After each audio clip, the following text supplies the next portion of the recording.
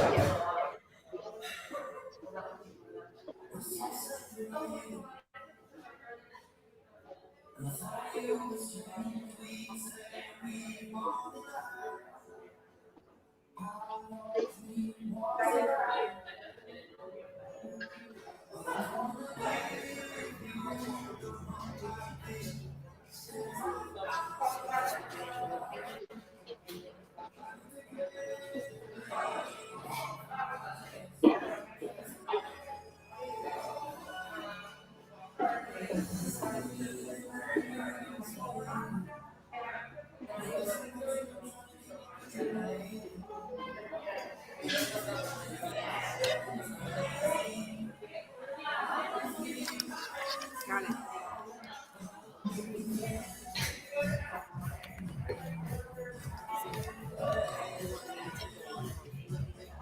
Yeah, I can do that. And then I can pick it up. I can pick it up.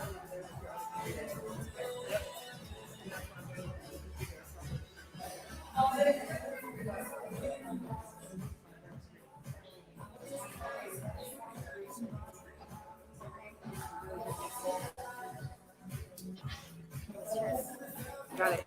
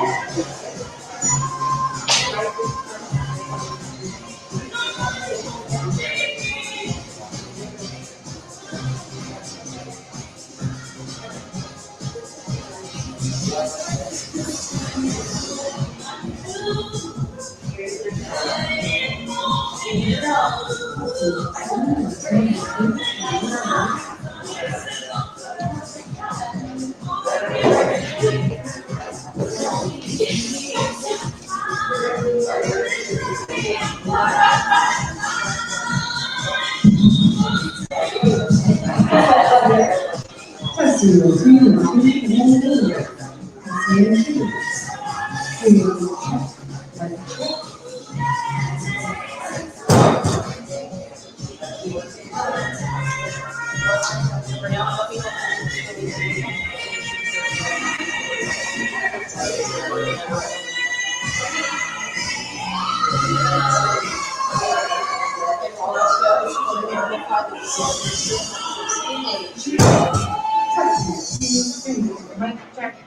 文青文青。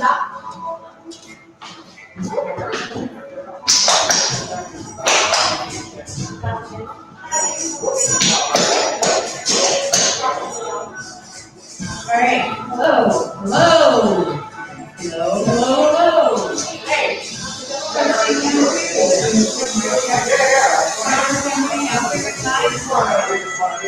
Chilling. Yes. All right.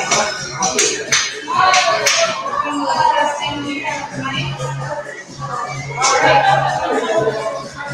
We're starting here soon, guys. Thank you so much.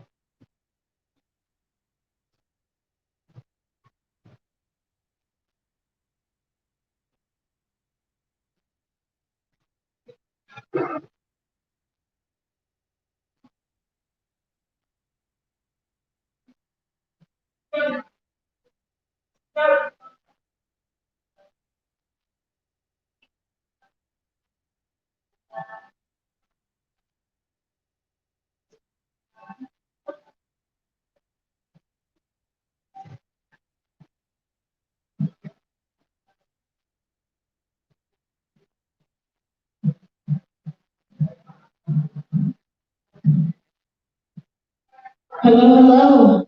I want to welcome everyone physically and virtually to our first voter and national coming out day rally.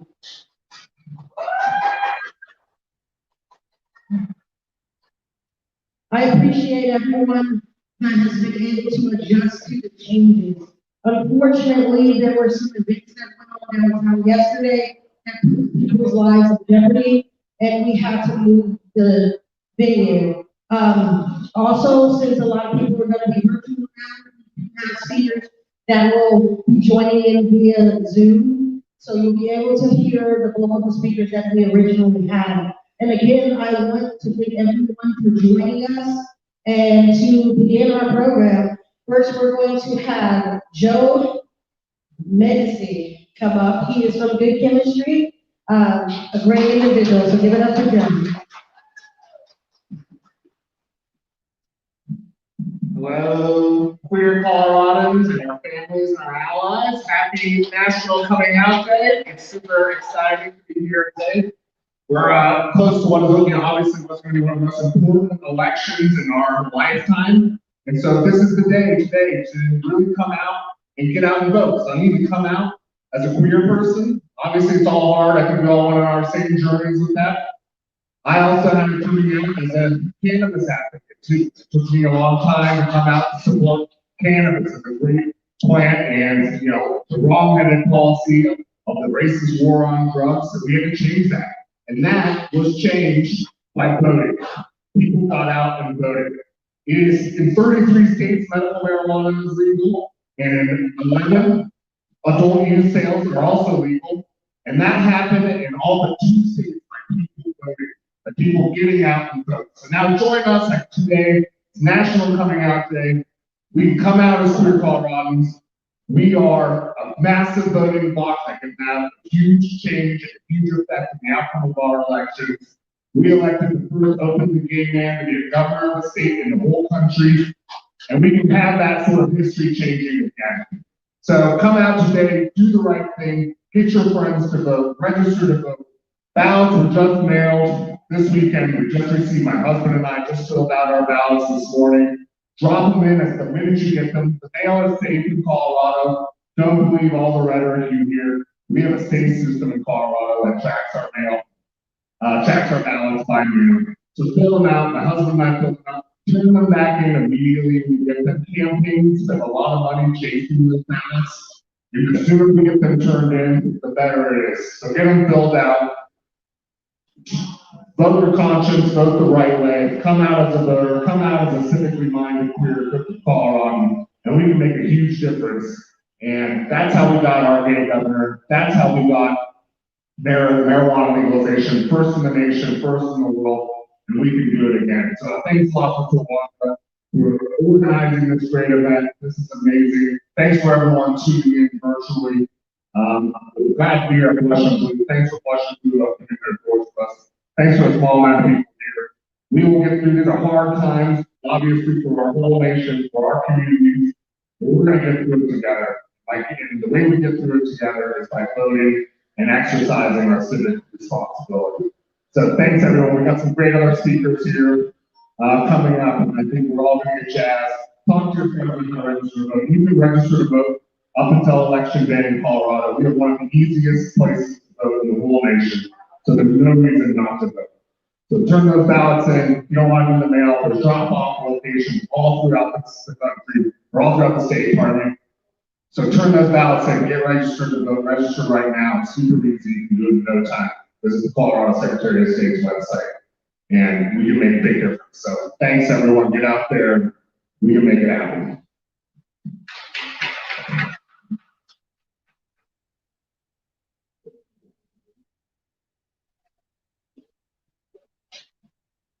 give Joe one more round of applause. We truly appreciate the time that.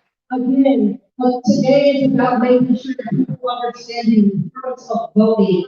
We have too many pressing issues this year, and it is very key and vital that everyone knows that their vote does count. Unfortunately, over the years, people have been taught that their vote doesn't count, and the system is rigged.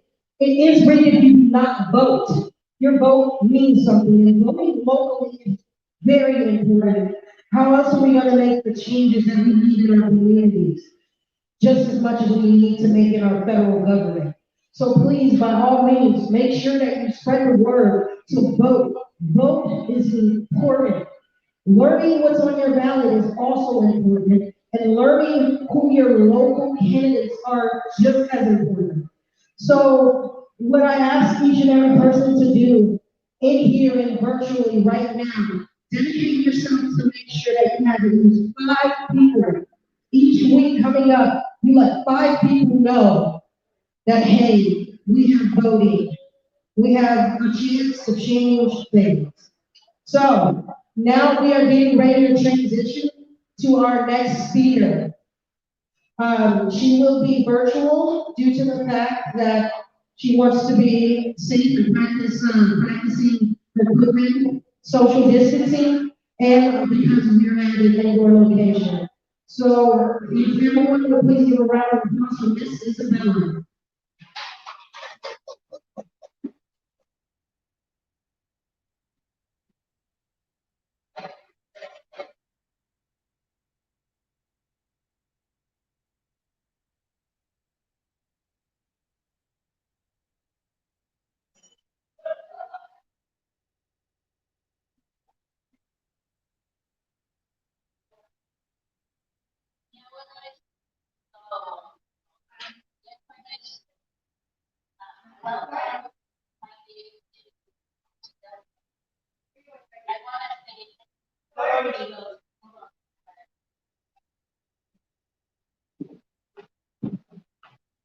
Please give us a second. We had a couple of technical difficulties.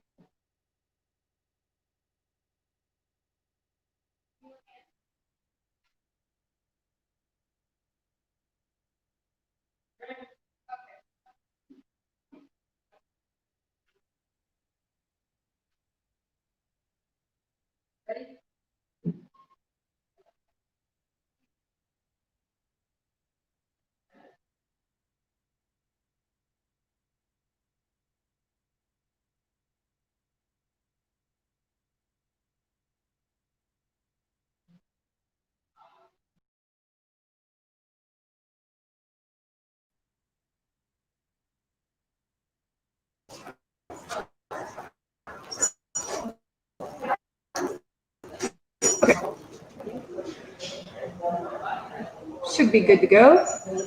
Okay, can she speak? Yes. Okay, go ahead, Isabella.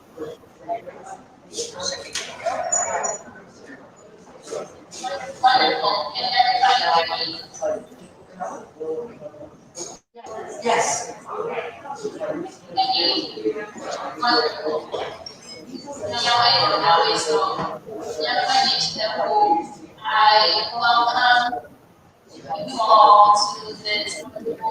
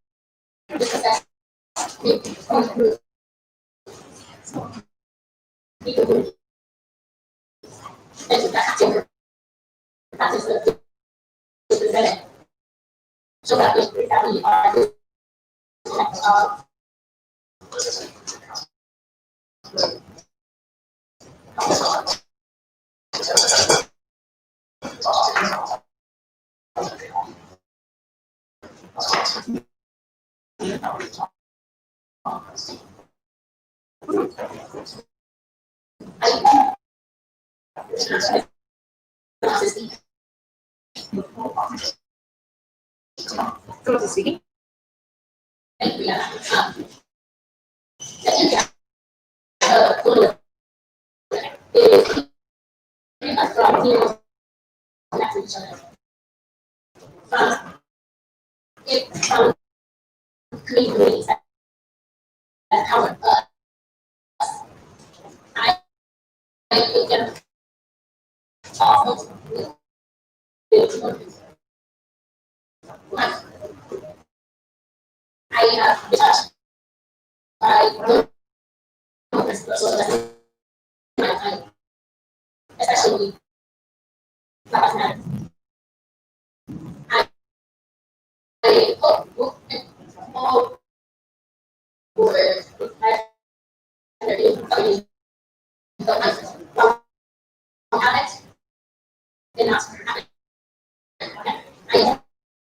study, educate, encourage, encourage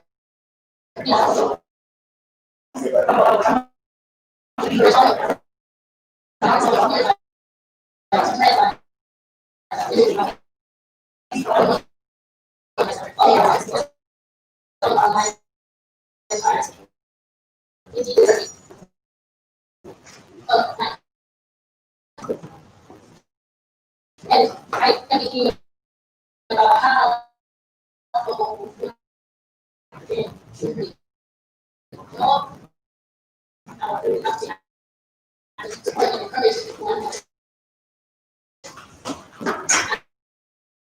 I share books that I have and like in a twice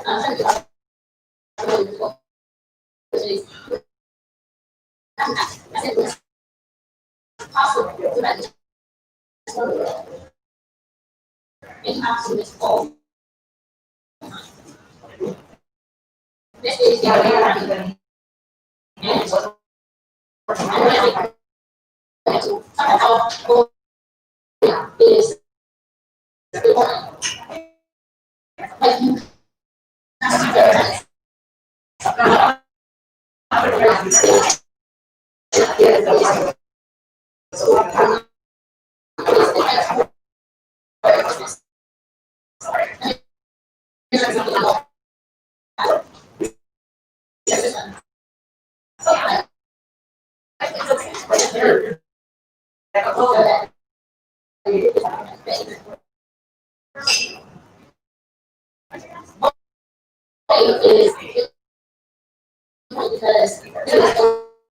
like you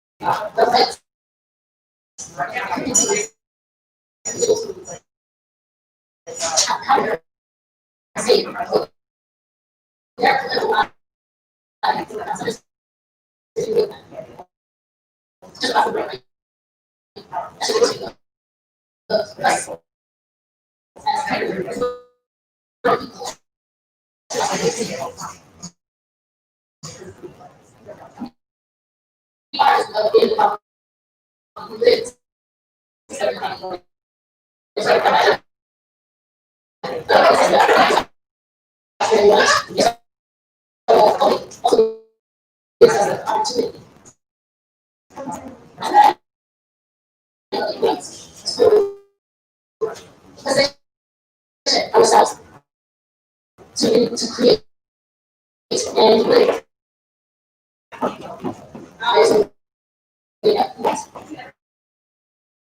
Because sometimes as an official that are representing the darkest aspects of our society.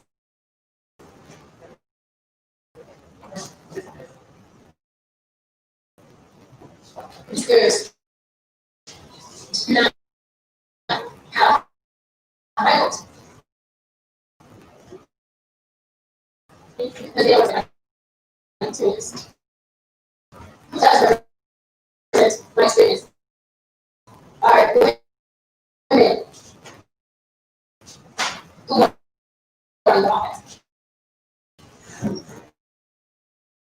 I also want to take a moment to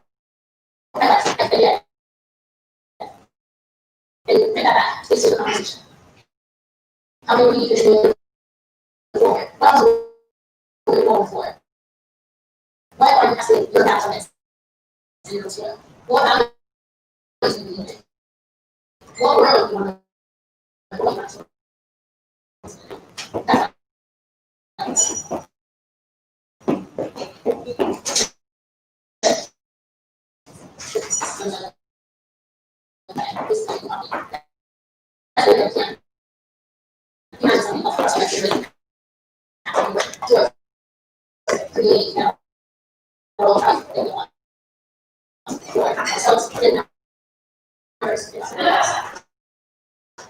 Last week I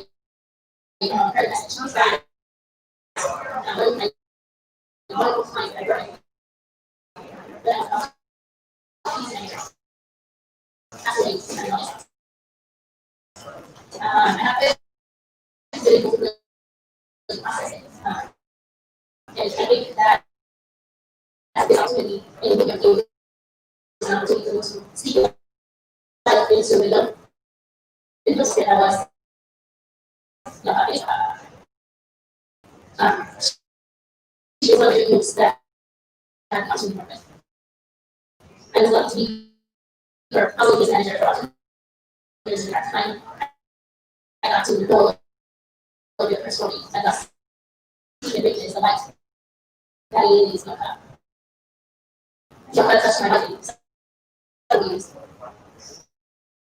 Mostly because she was a beautiful woman.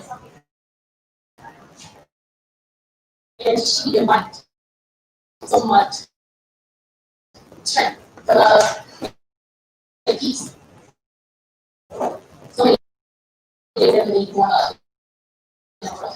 I didn't get the opportunity to seriously cover the violence.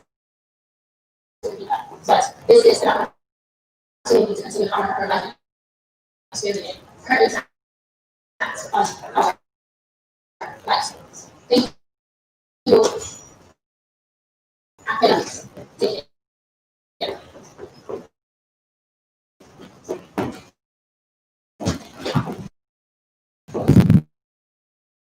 Thank you very much as well. Appreciate your work. Here on the call, Madam Chair.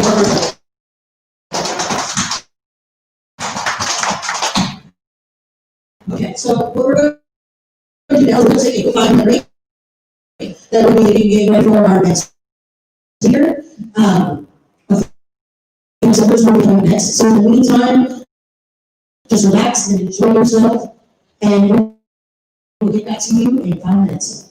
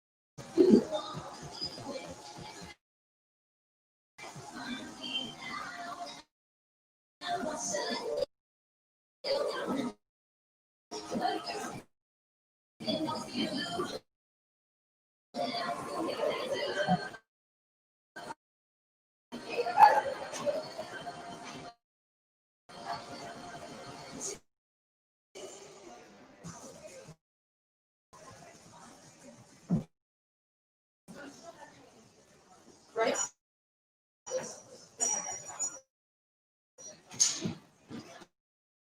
Okay, next we have a user who will be the experts. Enjoy.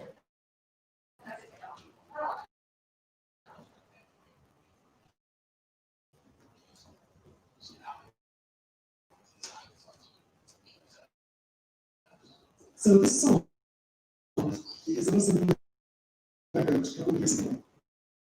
It's based on the sensations of how many of us feel like we've lost our way in times. And you're trying to find a way back onto your path towards the truth of your righteous teaching.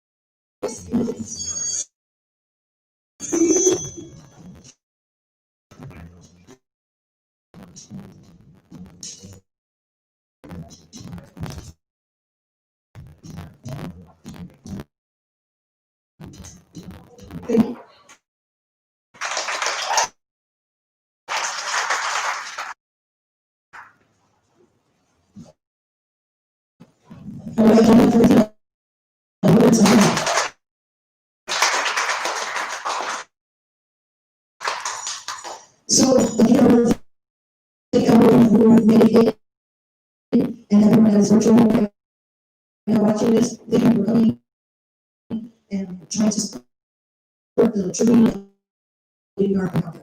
We have gone through shows throughout the years, and that is not order. So I get to see a big win in our lifetime, but that's okay because of the future we get to live the lives that we get to.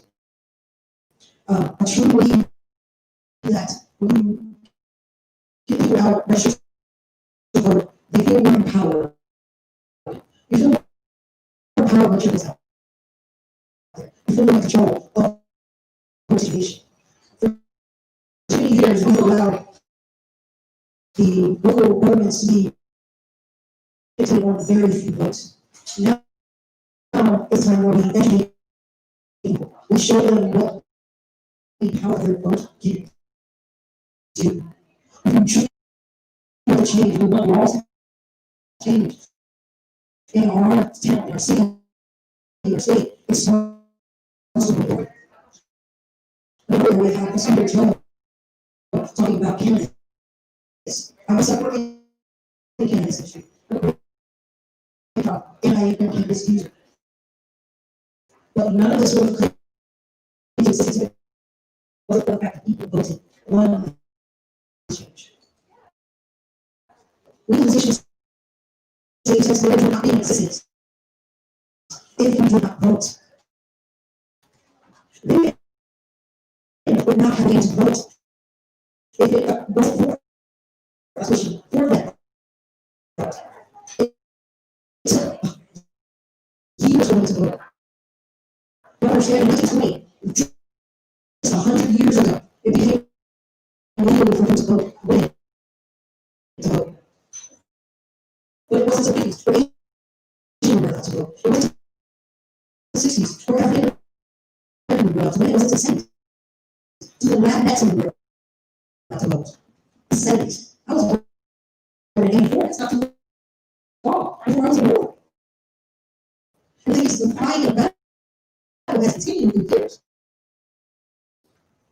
The worst way possible is telling someone that it's not with us. Because if it didn't, we would not be standing here today. We would not have the freedoms and liberties that we have today. I'm not here to tell you who to vote for. I'm not here to tell you how to vote. But what I am here is to tell you to vote. Because your vote is important. Next week, coming up is a very dear, special friend and brother of mine. His name is Philip Michael Bailey Rick. I met him 4 years ago. And it's something so beautiful. I love both of them. He used to be in the Navy. He is a 3-year vet. Him and his husband have been together now for 10 years. That's just wrong. 10 years together. Very powerful individuals. So, you will be joining us via Zoom. So please put your hands together and your virtual hands together. And feel it. Michael. Thank you.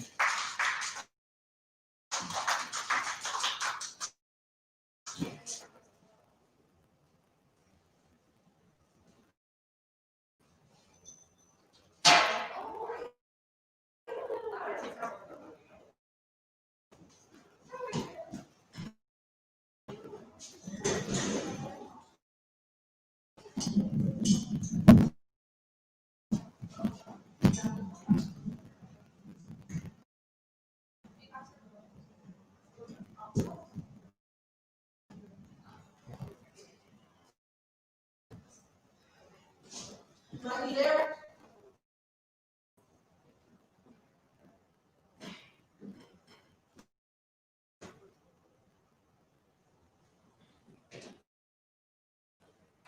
Bill, it's- oh.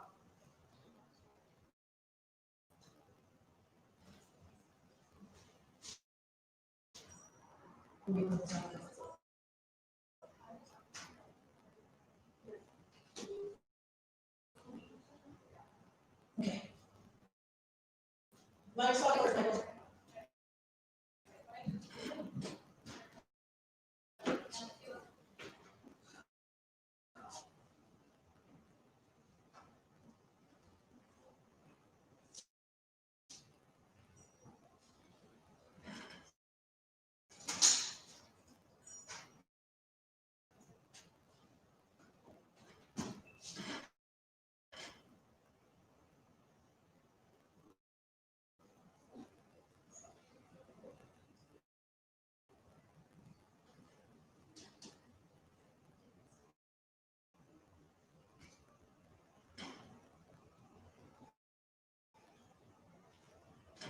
We're having some difficulties with your mic.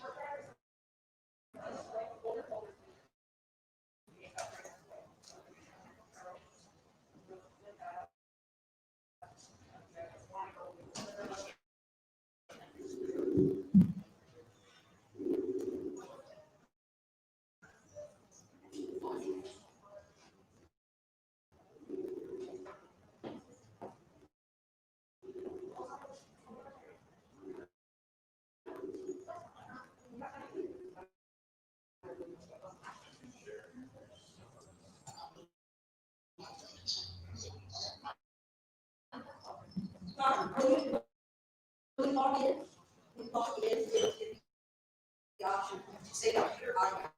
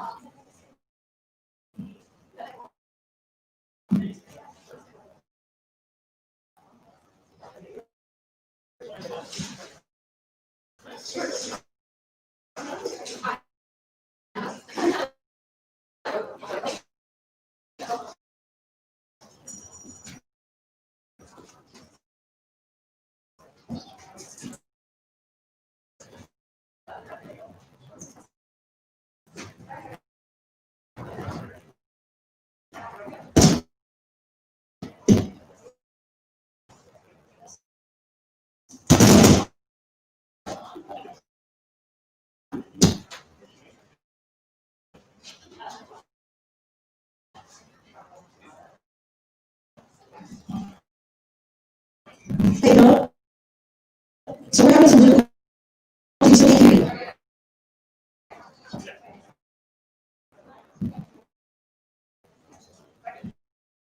No, we can't hear you at all.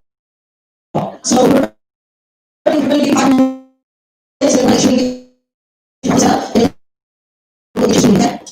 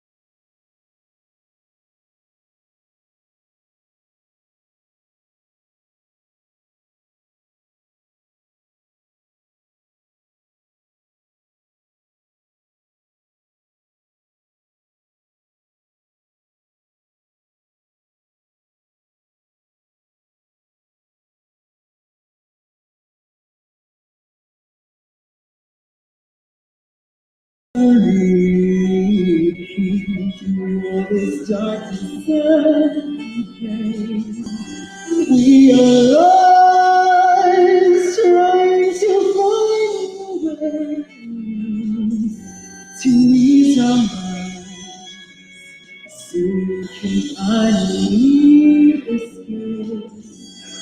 Ooh.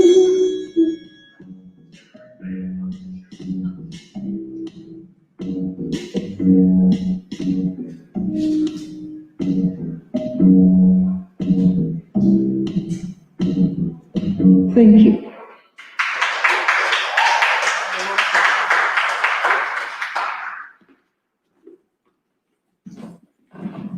All right, give it up for Athena one more time.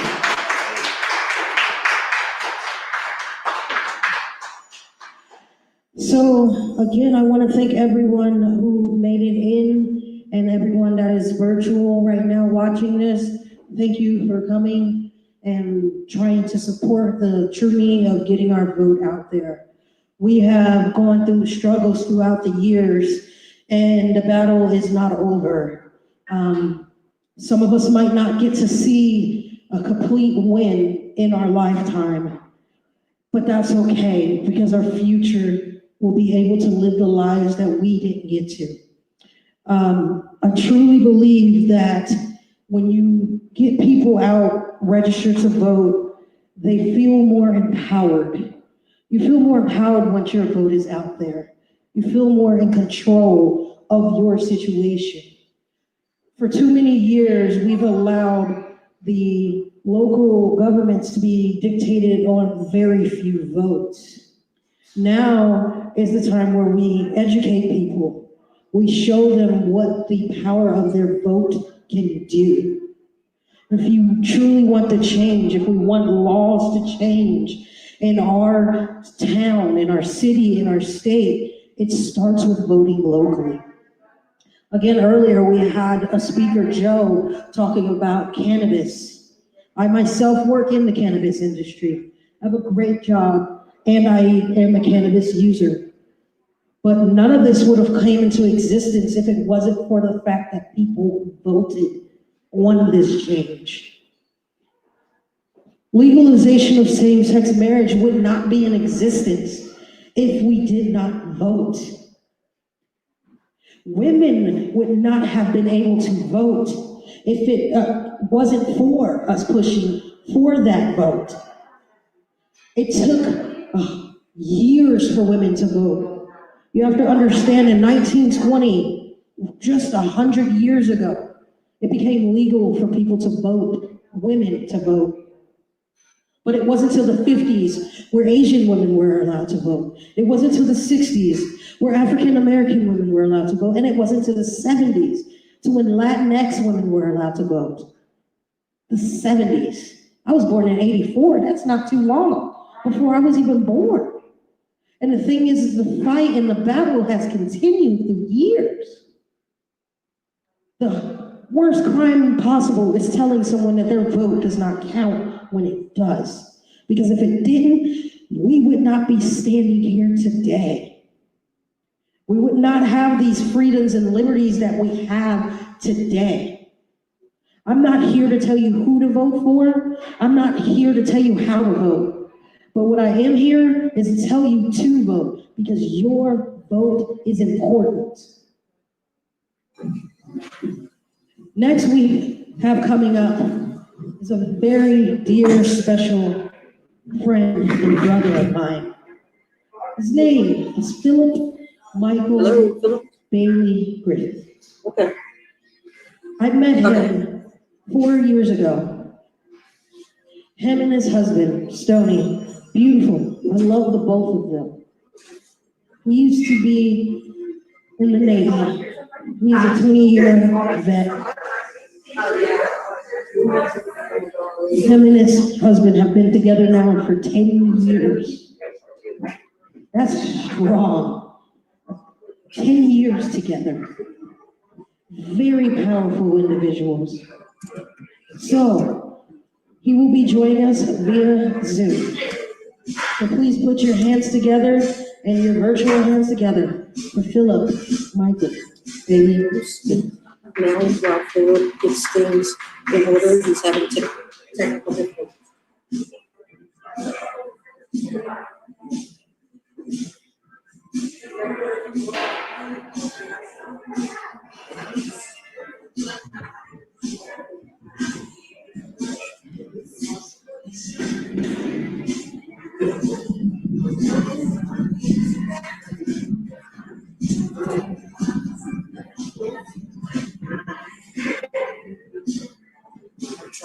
Trying to focus on.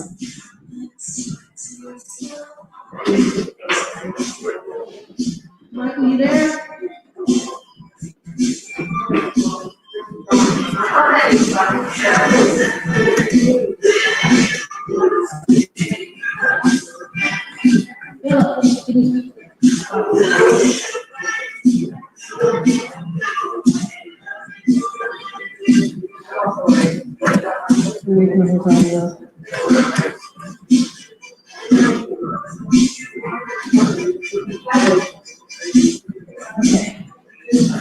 Mic's all yours, Michael.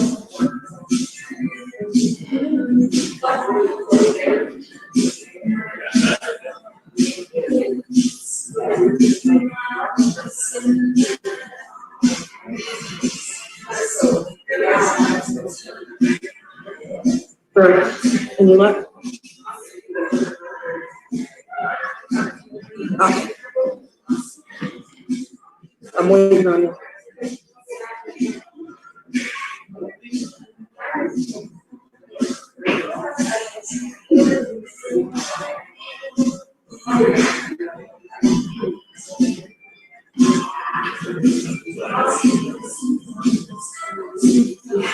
We're having some difficulties with your mic.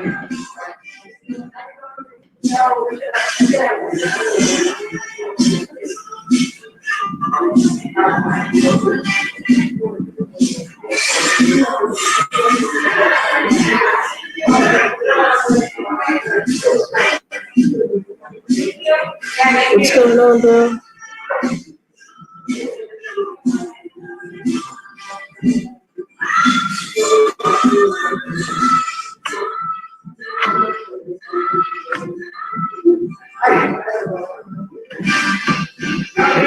Okay. Okay. So I'm gonna go ahead and have Laura speak. Okay. All right. Hey, Laura, you ready? Yes, I'm here. Okay, give me 1 second, let me get it going. Okay, we're gonna get back to our schedule. What we're gonna do is, while Philip's getting his Zoom together, we're gonna go ahead and move forward with Miss Laura Langford. So please give a round of applause for Miss Laura Langford.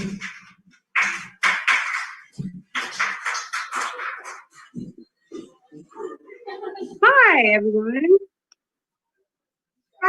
I'm going to go ahead and speak to you guys about my experiences coming out when I was younger. So, sorry, I was there earlier, so now I'm over Zoom because I'm actually making sure the stream is actually streaming correctly. So, my apologies, guys. I hope you don't mind. So, my coming out story is, pretty similar to a lot of people's coming out story. So I'm going to start off by saying, hi, how's everyone doing out there? I'm 34. I'm a mother of 2. I'm also biracial and bisexual. So, yes, coming out to me was a very significant thing back when I was in middle school. Many people that were my age at that time. I'm sorry, guys. I'm thinking about a lot of things at once, so I'm kind of like trying to get my speech right. I'm used to actually stepping up in front of everyone, so give me 2 seconds. So let me start this over. I'm a 34-year-old woman. I'm a mother of 2, and I'm biracial and bisexual. I am here to speak with you guys because I support people who are coming out, and I also had a lot of experience dealing with people who were coming out when I was younger. Throughout middle school, I was made fun of. I was called names like fag hag and biohazard just because of my sexual preference. I remember getting calls on my phone several times when I was younger. So several times when I was younger at home with my parents, and the calls would be at like random times at night. Obviously, it was probably girls pranking me at sleepovers or something like that. But I would get calls in the middle of the night when I was young, basically telling my parents about my sexuality, making fun of me, telling people, telling my parents that, I slept with girls, and it just was very rude and, uncomfortable. A lot of times I'd see my friends and people that I thought were my friends hand out, like invitations to sleepovers or, invites to parties.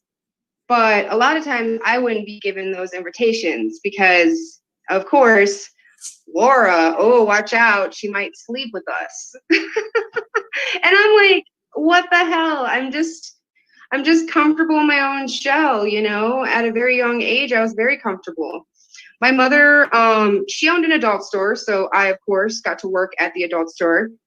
And a lot of people came to me because they felt comfortable knowing that I had some knowledge about certain sexual, things. So growing up, it was very interesting working at the adult store. I remember stealing I was so bad. I remember stealing like a big box of condoms and going out to Oak Lawn and joining in some of the gay pride parades and joining some of the gay pride parades and just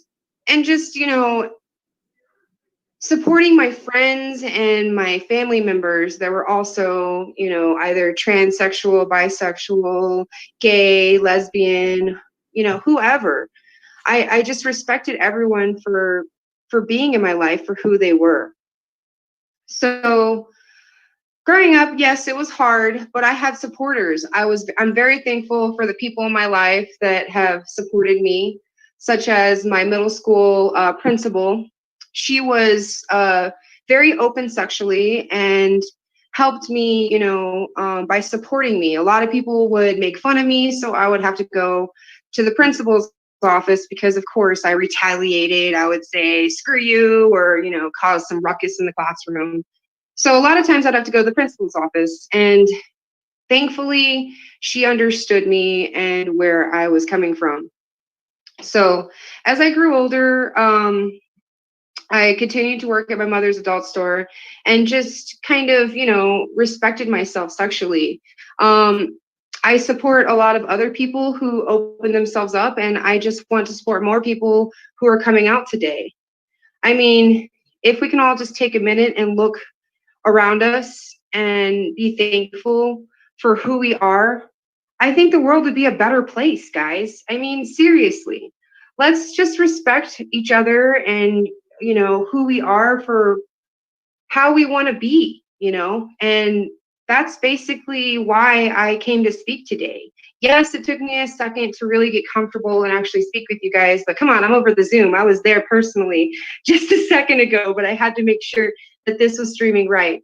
So thank you guys so much for supporting everybody who is coming out, and I hope more people continue to show face and just be authentically themselves. Okay, guys, just be authentically you. And thank you so much. And I'm going to go ahead and go to the next speaker. Thank you.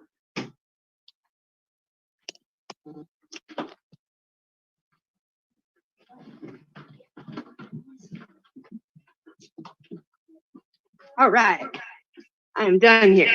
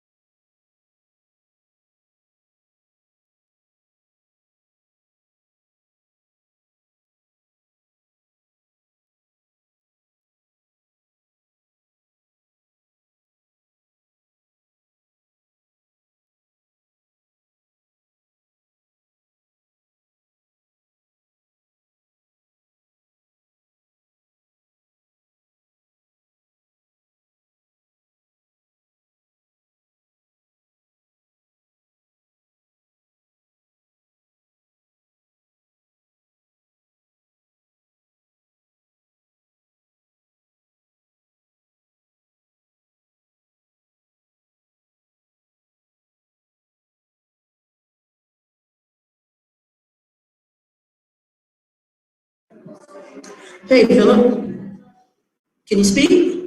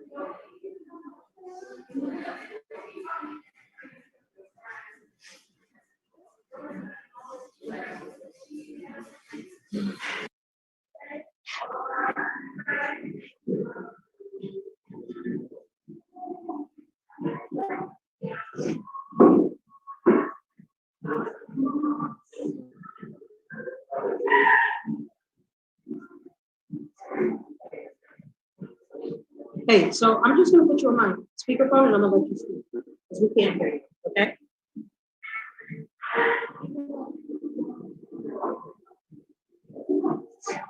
It's okay, it's okay. I'm getting ready to put you on my speakerphone next to the speaker, okay? Don't stress over it. It's okay. All right, are you ready? Okay. Okay, put you on speakerphone now. Athena. Athena.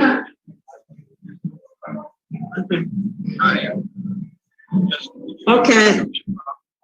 So we had technical difficulties for Philip, so what we're going to do, he called in and we're going to have him speak via phone. So give a round of applause for Philip.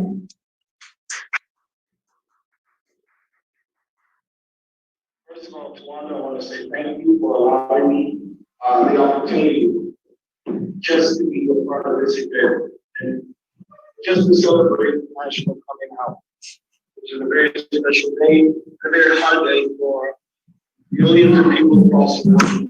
But more importantly, one of the things that are in front of us right now is voting. So one of the first things I want to do is just stress, and I'm sure you've heard this all day long, you've heard this throughout everything. Your voice counts. Your vote is your voice.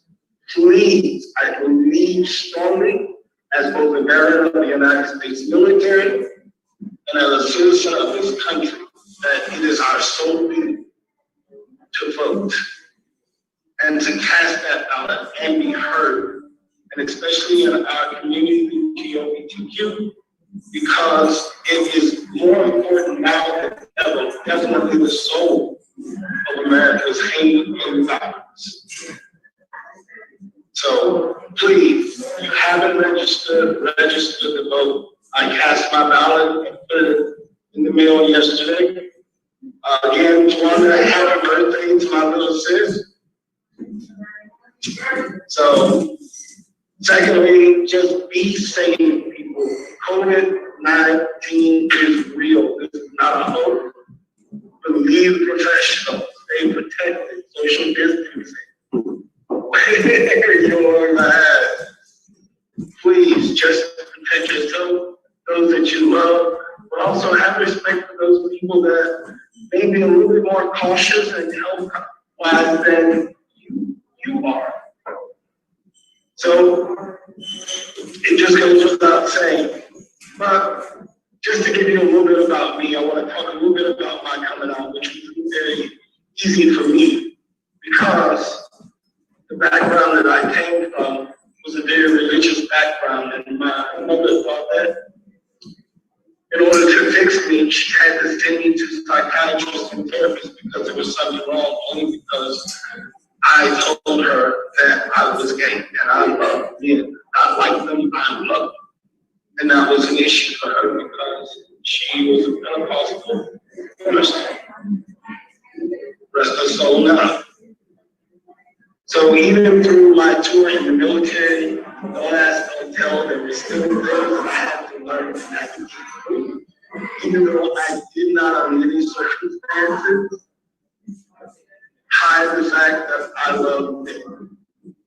So one of the things that I want to leave with you guys today, James always said, love him and let him love you. So it's one of the things that I do. I'm happily married now for going on 10 years. I'm grateful for the husband that I have. In the place that I am, emotionally, mentally, and likewise, if it wasn't for the extraordinary husband that I've had in support, the things that I've done, whether it's gone from pageants to chef, to preparing to open my own business. So he's been there for me. You just find those people that are good support for you. And it's a difficult way to navigate and understand sometimes that family that you don't choose is your blood, but you can also choose another family that's not blood. And a good support group of people that will help you navigate through. But one thing I learned very early was that people in situations are like a tree in a lot of instances. You have roots, and those are very vital to you to have.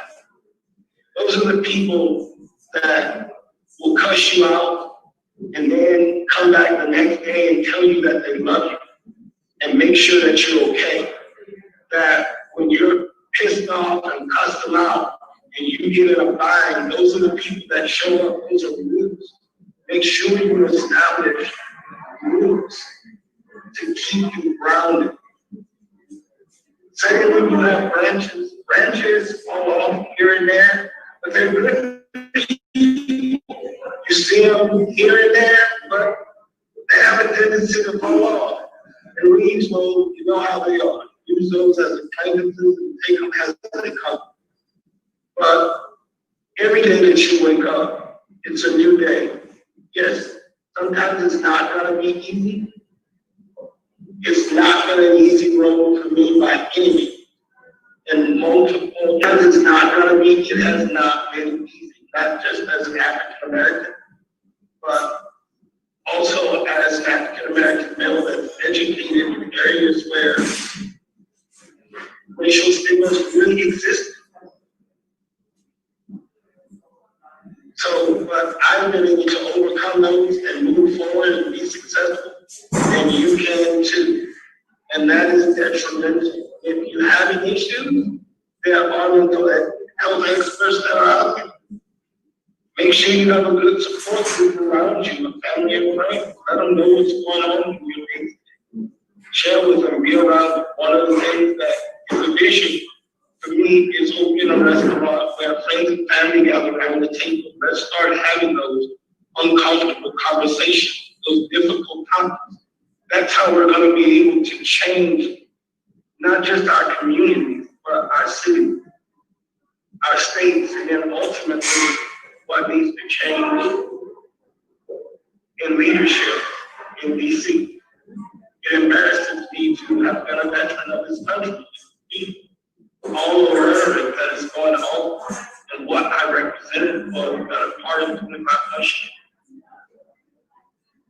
It has been difficult to stomach, but you know what? There are brighter days. We are better. My sisters and brothers in the LGBTQ community, we are better. We are power. There's strength between us. And we have to maintain that. And part of that is our voice. Part of that is taking care of ourselves and being safe.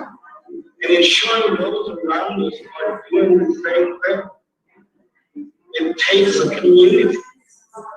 And let's be that community. Again, Tawana, I want to extend to you and say thank you for allowing me the opportunity to be a part of this event. I really appreciate it, and you all, thank you for taking just the time out of you to come and listen. So, again, thank you so much. You all be safe and have a very, very great day. And again, happy coming out. And go vote.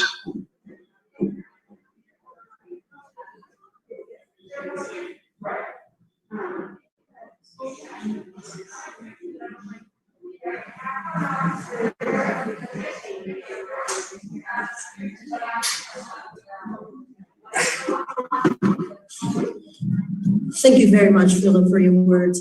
And you're right, we do need to start having more of those uncomfortable conversations so we can bring change.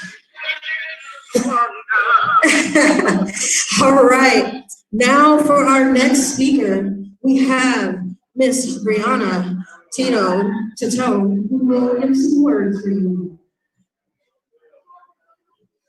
Hi, everybody. My name is Representative Brianna Tatone. I represent House District 27, which is Northern Jefferson County in Arvada.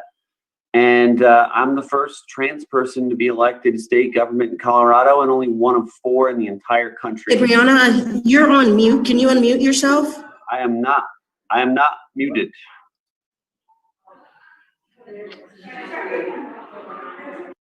All right, is that better? Is that coming through? Is that better? Hello, testing, testing, testing. That's good? All right. Sorry about that. My name is Brianna Tatone. I'm state representative in House District 27. That's Northern Jefferson County and Arvada in Colorado. And I'm very proud to be the first openly trans person to be elected in Colorado and one of 4 in the entire country. And representation really matters to a lot of people. And that's why I fought so hard to win my race. And that's why I'm fighting so hard for my reelection again this year. In 2018, this was a district that people thought was impossible to win.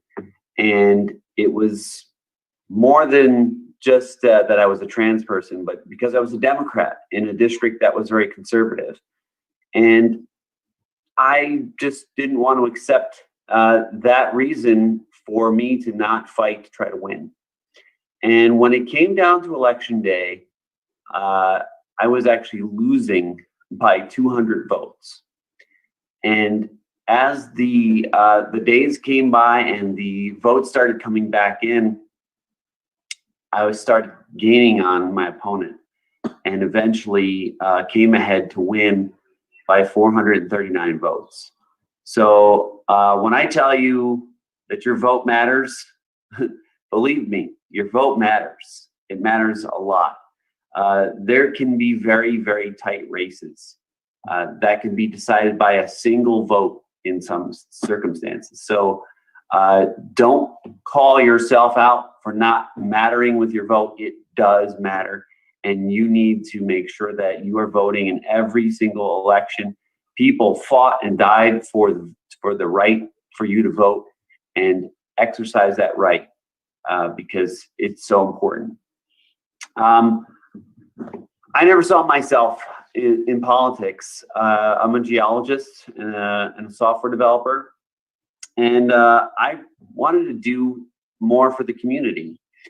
And I've been a volunteer my whole life. I was a volunteer firefighter when I was 16, and always had a secret that I was holding, and something I really didn't understand about myself that I hid from everyone in my life. I felt embarrassed by who I was. It was something I didn't understand because I didn't have a lot of people in my life that I could see that represented me and really got me to understand what it was like to be someone who was different. And that's really changed a lot. I grew up in the late 90s, going to high school, and there were a lot of really terrible things that were always being said about people who were trans, or someone who dressed differently, or was gay, or a lesbian, or bi, or anything. The movies portrayed us really terribly, and people had visceral reactions when they found out someone was trans. We were the topic of a lot of talk shows, and not typically in a positive light. But that's really changed now. And it took me a long time to get to a point where I felt comfortable enough to explore who I was. And for me, I've been working in a lot of male-dominated career fields. And there's always the risk of losing your job, losing your employment, not being able to get a job. There are a lot of things that can be things that hinder you from being yourself. Not seeing people like you representing you in government. These are things that have really started to change recently, and organizations like the Victory Fund has really tried to change that and get representation to come in for us. And this year, we are expecting to double the number of trans people that are represented at the state level, including a new state senator down in Delaware, Sarah McBride. So we are making a lot of tremendous progress, and we're doing this because we really care about the community. We want to make sure that we're setting people up for success, and we want to break down the barriers that people have to getting into the life that they need. It's super important that we all take part in this election in particular. This election is really important, and whether you're voting in Colorado or people who are in other states that are voting in other states, we need everyone to vote. So call your friends, get on Facebook, Instagram, Twitter, whatever you use, Snapchat, contact your friends, encourage them to vote. Encourage them to have their say in their government, because it really does matter. And this year in particular, it's vitally important because here in Colorado and around the country, the results of the census, and if you haven't taken the census, take the census and encourage your friends to do that. After the census results come back in, they're going to redraw the maps of all the districts. So my district here in Colorado is going to look different. Everyone's district is going to look a little bit different. And what's going to happen is, depending on who's in charge of the state government, they are going to decide where those maps are drawn. And you've heard about gerrymandering before, and if you don't know what that is, it's when the people in charge who are affiliated with one party or another, and it happens both with Democrats and Republicans, they get to draw the lines to favor having more districts to represent their party. So for me, I want more Democrats to be in charge of that map making. Here in Colorado, we don't have that. We have an independent redistricting commission, which is made up of a bipartisan group. A couple other states do have that as well, but most states do not have this. And the power that state governments will have is going to depend on the results of the census and who is in control of the state legislation. So state representatives and state senators, those races in every single state is vitally important to win. And we want Democrats to win because Democrats are the ones that are going to be pro-equality, pro-LGBT people, and they are going to be the ones that are going to draw the lines in ways that's going to be more fair and representative of the people who live there. We cannot afford to have another 10 years of maps that are going to be drawn that are going to favor this minority group that has a lot of animosity against the LGBTQ community. Cannot have that. So I need all of you who are listening to go talk to your friends across the country and tell them how vitally important this election is. So I back to my story a little bit. I was working as a geologist in a lot of different places all over the world as a mining consultant, and I couldn't go to a lot of the places that I went as a trans person. I would probably be murdered pretty quickly. So I decided that I was going to try to go into a different career path. So I got into software development. I could do software development from anywhere. At the same time, I was also trying to get a job with the FBI because I wanted to have a job where I felt like I was actually making a difference in people's lives. putting bad people behind bars, protecting people, doing the work that needed to be done for the community. And when I turned 37, that was the end of that, because I got too old to finish that career path. And it was a turning point in my life, because I needed to find out what I was going to do with the rest of my life. I had no idea. I was pretty set on living my private life in my house and doing the top secret work of the FBI in my day job, and just focusing on work to get away from the feelings I had and I didn't understand. And when that dream went away, I had to figure out what else to do. And that's when I went to the Gender Identity Center, which is now Transgender Center of the Rockies. And I got to talk to some people and got to understand myself a lot better. And when I did that, there was a lot of weight lifted off my shoulders.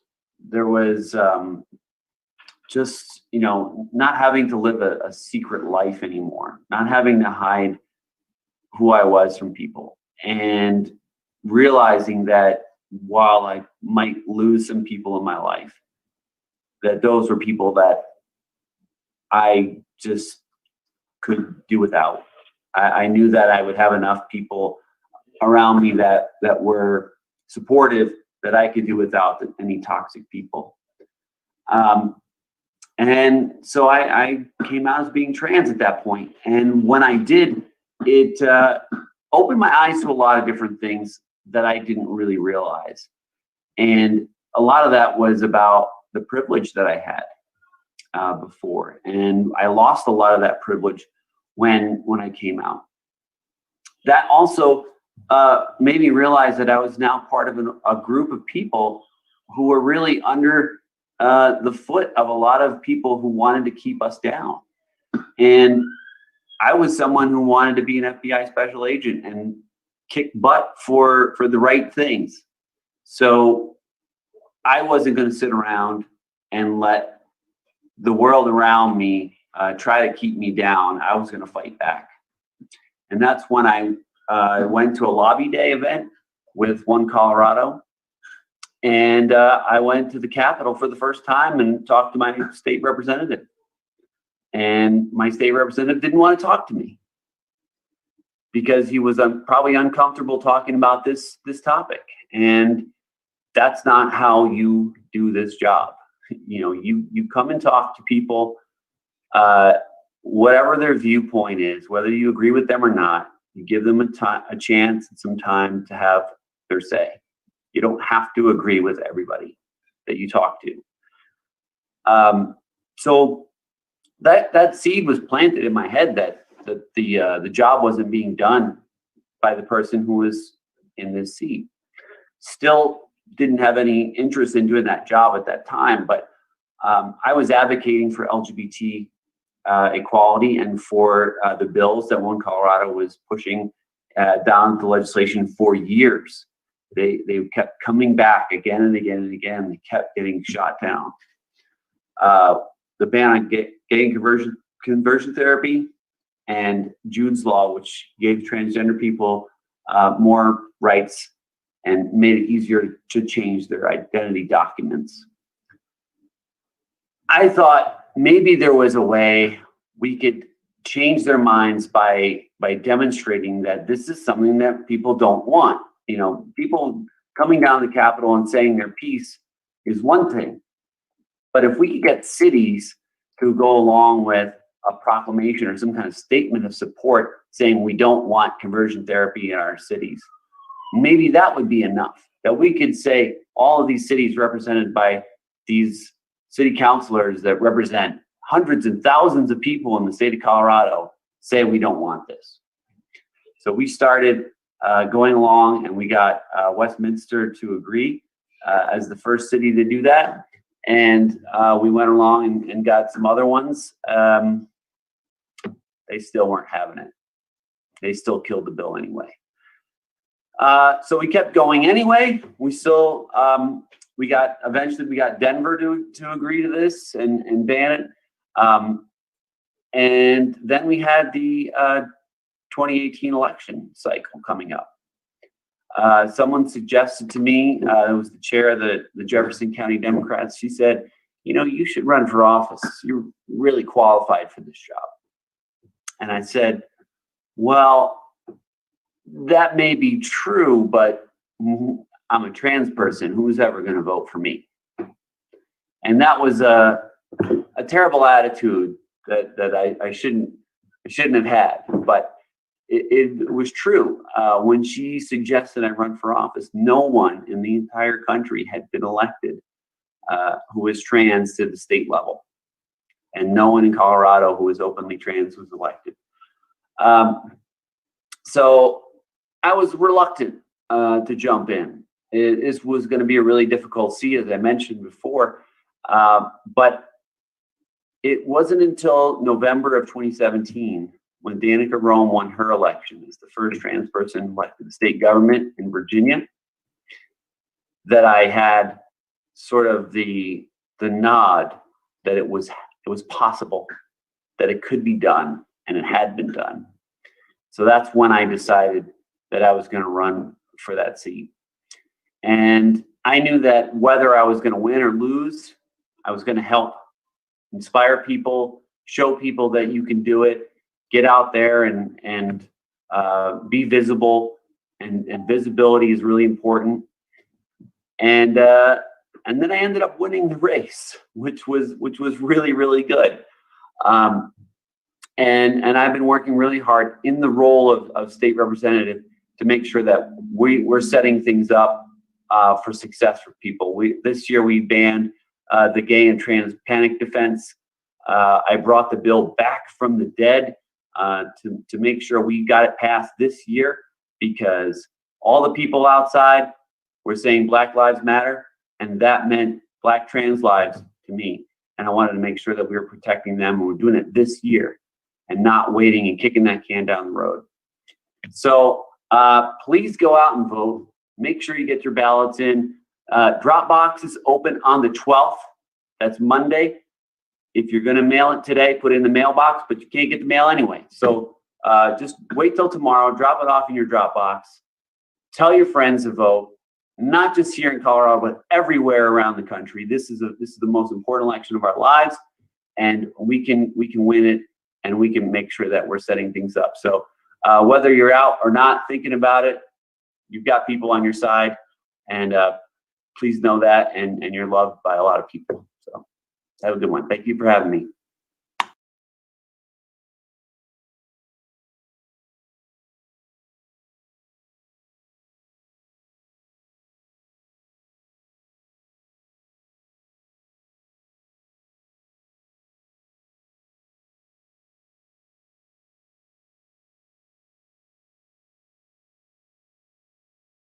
You can manage your team's work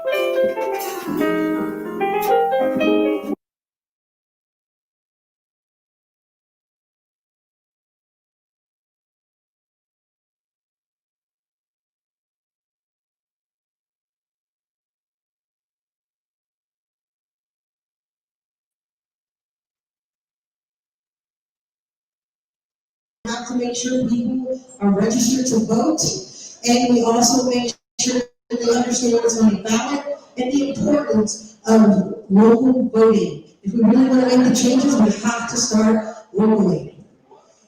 So, as we continue our program, our next individual that we have coming up, I had the honors of meeting during the protests. She is part and creator of the Parasol Patrol, and they go out and they protect those who are simply trying to be peaceful during their protests. So without further ado, please put your hands together for Ms. Pasha.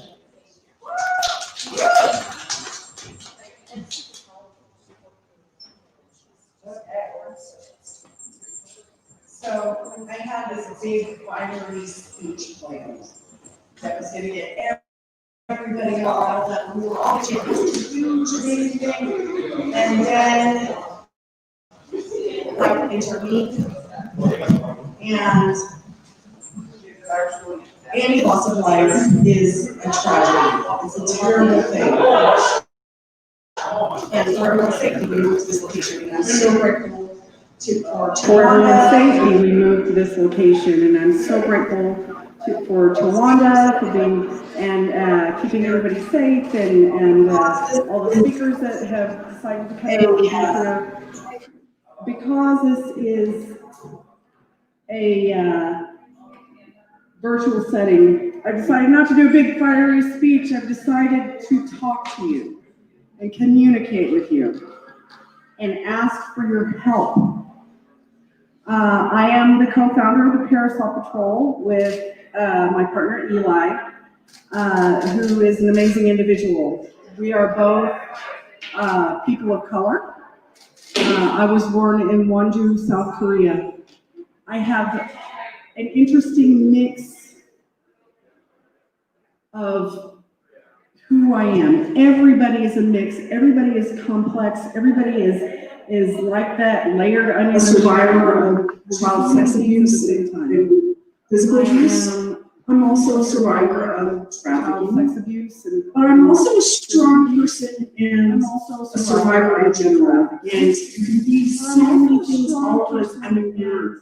Big old nerd. So you can be so many things all at once, and so it's a mix. We have a lot of critics who pick on my history, my past. I was a sex worker. And part of what we're going to talk about here today is I was a sex worker. the most vulnerable population in the United States is right now. The most vulnerable population trans black sex workers. And they're invisible right now, and it's not right. So I implore you, because Google say their names too, it's so important. They're being killed. Say their names too. It's so and the police don't care. People don't care. They're thrown away. They're invisible. They're dehumanized. People don't care. And we need people to talk about this. Bring it out into the open so that we can, talk about this. make a change Bring around it. things out and stuff. And it shouldn't be kept in a closet, it shouldn't be time to talk about it. We need to shield and protect. And it shouldn't be kept in the closet, it shouldn't be a The taboo. trans community is We need to so shield and vulnerable. protect these people. Yesterday, someone was killed So vulnerable. at the location where we were supposed to have today's event. Yesterday, someone. And when that killed. happened, it reminded me of someone said, we have a target. And when that happened, it reminded me, someone said, we have a target on our backs. And we do, we have a target on our backs. And I'm not trying to scare people, but that's why we have Parasol Patrol, to shield and protect the youngest and most vulnerable from people that would do harm. And being this mix of who I am and having the history I have had, and moving forward and working with families and working with children, people have said, well, do you know what she used to do? Do you know this? It's so important that we educate ourselves and know that it's all tied in together. I'm a survivor of trafficking. Most kids out there, most minors that are being trafficked, who are being victimized, are kids who have been kicked out of their home, or run away, or a mixture of the two, usually because they're queer. We need your help. I'm asking for your help. I'm having a conversation instead of a huge chant, because we need you to come out for these kids. We need you to be there. Today is National Coming Out Day. It's not safe for a lot of them. And when they have to leave their homes, when they're forced out, they turn to survival sex work, or they're taken in by, they're seduced into it, and they do what they have to do to literally survive. With Parasol Patrol, not only are we out there shielding these kids from protesters, but we partner with organizations like Safe Places in Denver and Aurora, and we let kids know that there are safe places for them to go.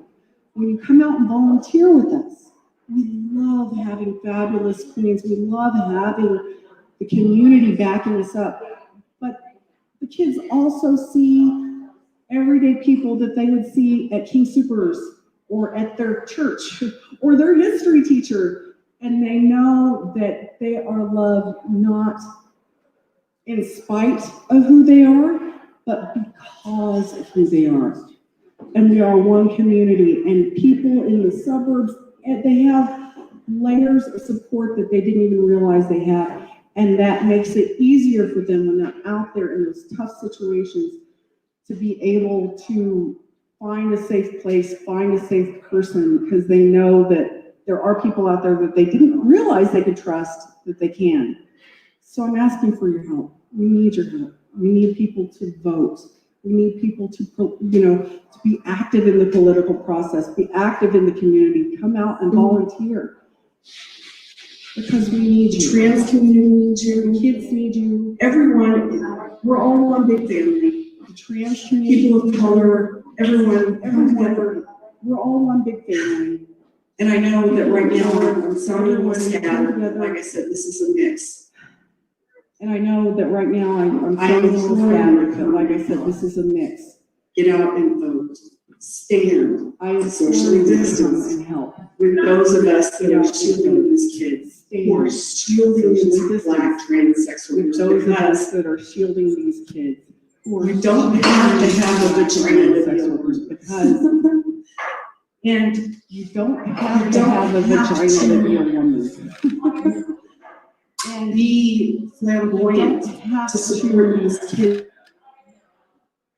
Be flamboyant to support these kids and to be seen and to be heard. I love all of these people. I grew up in rural Oklahoma. My dad was a cop, my adopted stepfather, and not one of the good ones, one of the bad ones. And so I know firsthand what it's like to see Black people targeted specifically because they're Black and driving through rural Oklahoma. He was the chief of police in Wayne, Oklahoma. There were only 3 other officers, but doggone it, he was the chief. We need to stand together in this mix from all different facets of our community, so that coming out day is a safe day and not a day where we have to be careful about people aiming at the targets on our backs.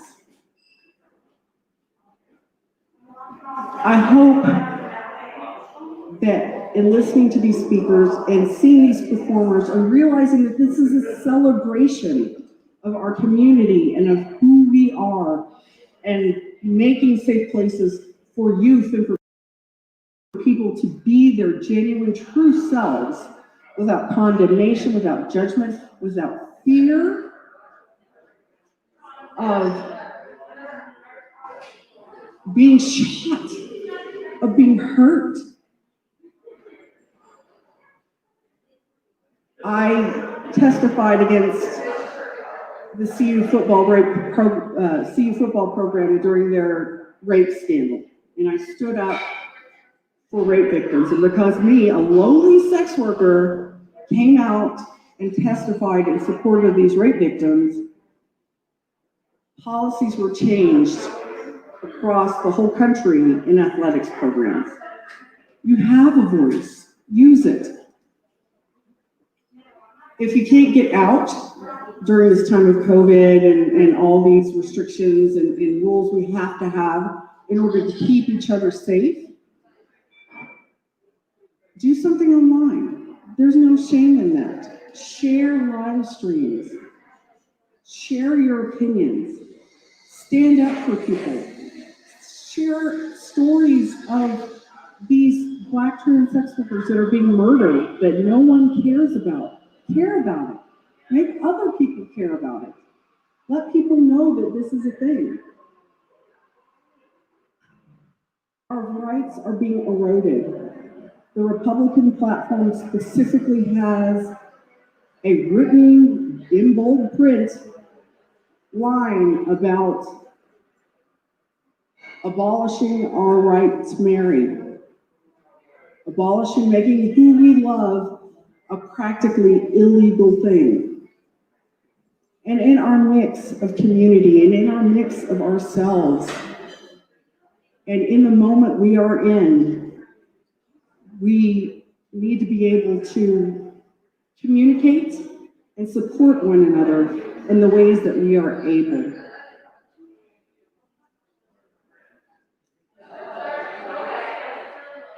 I'm very emotional right now. I'm trying to hold back a lot because part of me just wants to yell, part of me wants to scream into a pillow, whatever it is that I need to do. And part of me is just grieving for all those young people that are out there now on the street not knowing that they are loved. I'm grieving for my sister and brother sex workers and for those non-binary that are out there that are being hurt and no one cares because they have no rights and they're not people. We need to vote.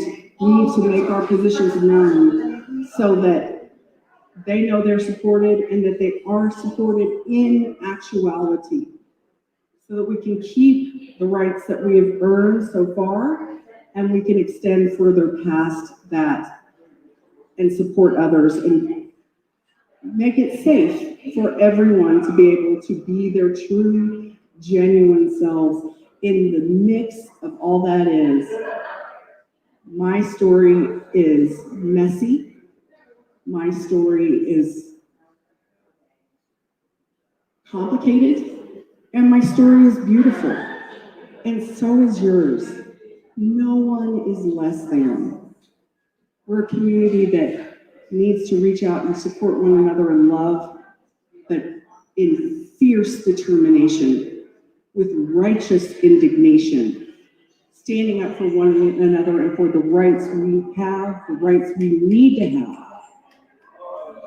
No matter our background, no matter our zip code, no matter the color of the skin, no matter who we love, it is so important that we stand up for each other.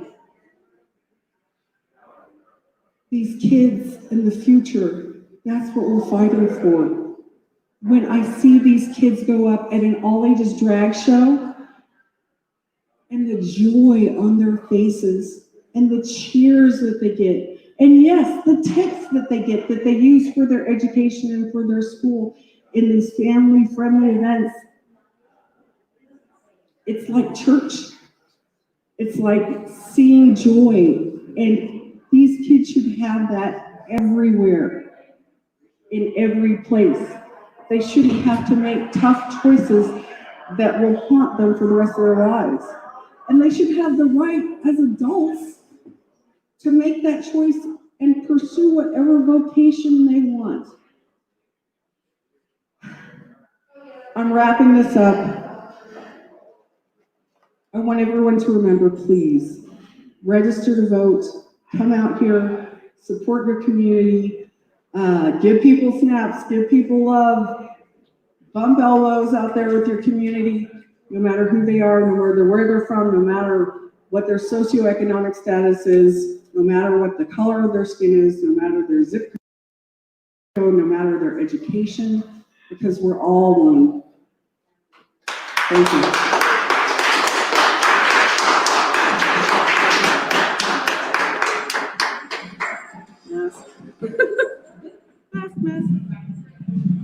Please give her a round of applause one more time. Thank you for your words. All right, so next we have another Zoom speaker. Her name is Chantel Lewis. Most of you may know her as the director with the RTD system here in Denver.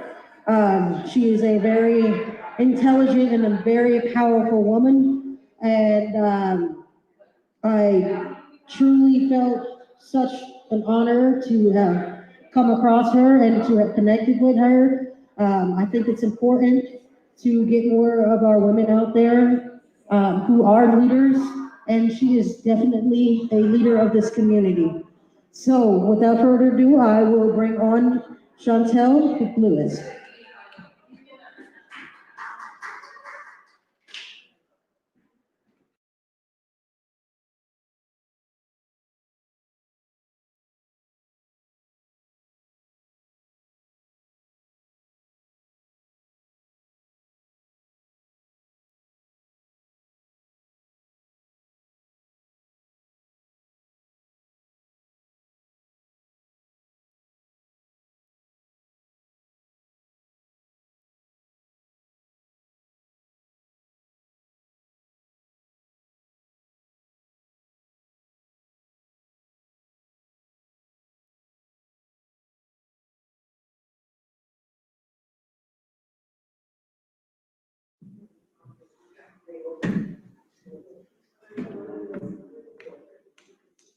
Okay, you're on, Ms. Chantel. Wonderful. Thank you so much. Thank you so much for having me. I'm really excited to participate in this event. Albeit it must be via Zoom. I am still very, very excited. My name is Chantel Lewis. I serve on the board for RTD. My pronouns are she, her, and Aya. And I wanted to start out by celebrating my own personal coming out journey. So I went to Manual High School. I had a kiddo when I was in high school, 16 actually. And I had him when I got pregnant when I was 15. I had him when I was 16, and I was engaged to my high school sweetheart, who unfortunately was killed in a car accident pretty suddenly. And shortly after that, I met the love of my life, who actually happened to be a woman. Her name is Tyler, and I fell madly in love with Tyler. She is the sweetest, most kind human I've ever had the opportunity to know, to love, and to care about. And it was not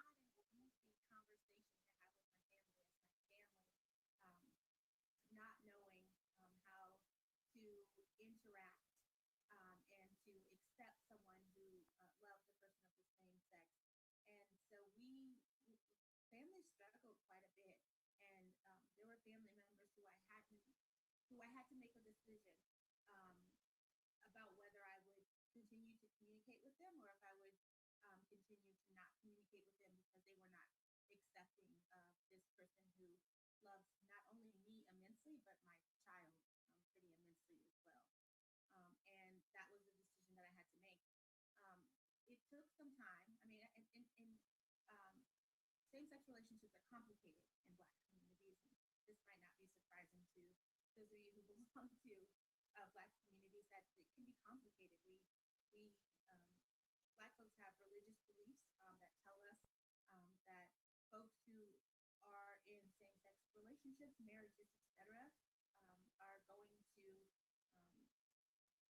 hell, essentially, right? And so when you have family members who love and support you and they have these deep religious beliefs, that they believe that the life that you live is going to lead to external turmoil.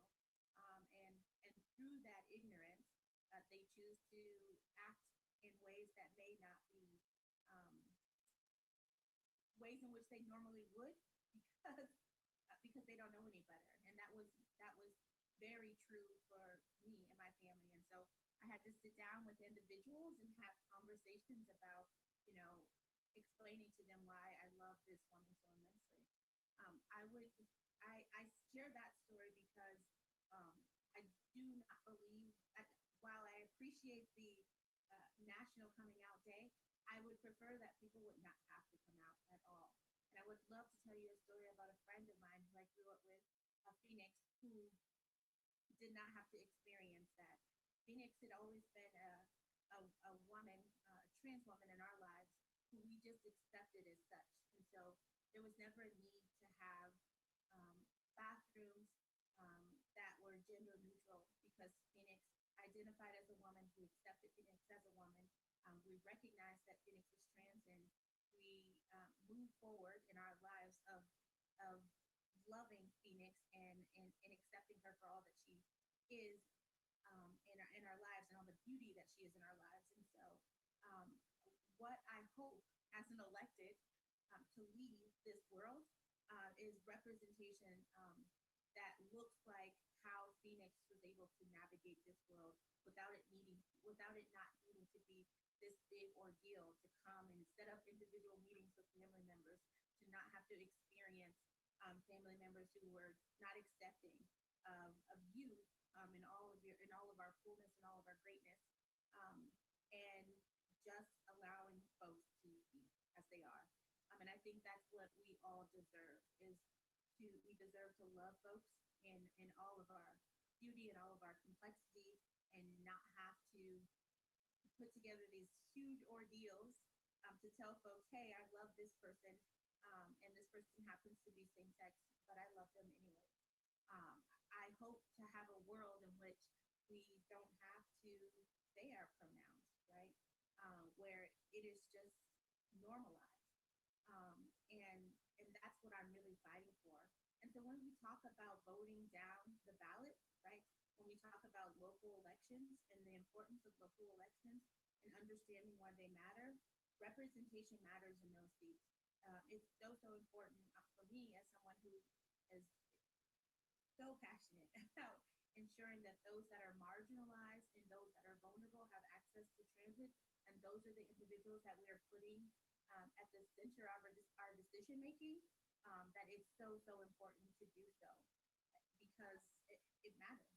It absolutely matters, and it makes the most sense. And so I am so grateful for opportunities like this to speak to each of you. I will keep my remarks brief because I actually just don't like speaking. But I hope that you all participate in your democracy, and I'd imagine if you're watching this, you probably will, and encourage your neighbors to do the same, to vote for folks who represent their values, to vote for folks who represent their interests, to vote for folks down the ballot who are not going to make the lives of LGBTQI plus folks more difficult, but are going to enhance the lives of those individuals. And so I thank you so very much for allowing me to tell my coming out story. And while I don't believe folks should have to still come out and make these big ordeals, we are still here, and hopefully as we continue to advance and progress, and the folks that we elect we will elect folks who also believe that having to come out should not be normalized, and folks should just be able to show up to Thanksgiving with their partner, like heterosexual couples are able to do, and no one asking questions. So, thank you so much for your time. Thank you so much for your commitment. Thank you for spending your time with me on a Sunday. You could be doing anything today, and so having to listen to me, I appreciate you doing so. Thank you.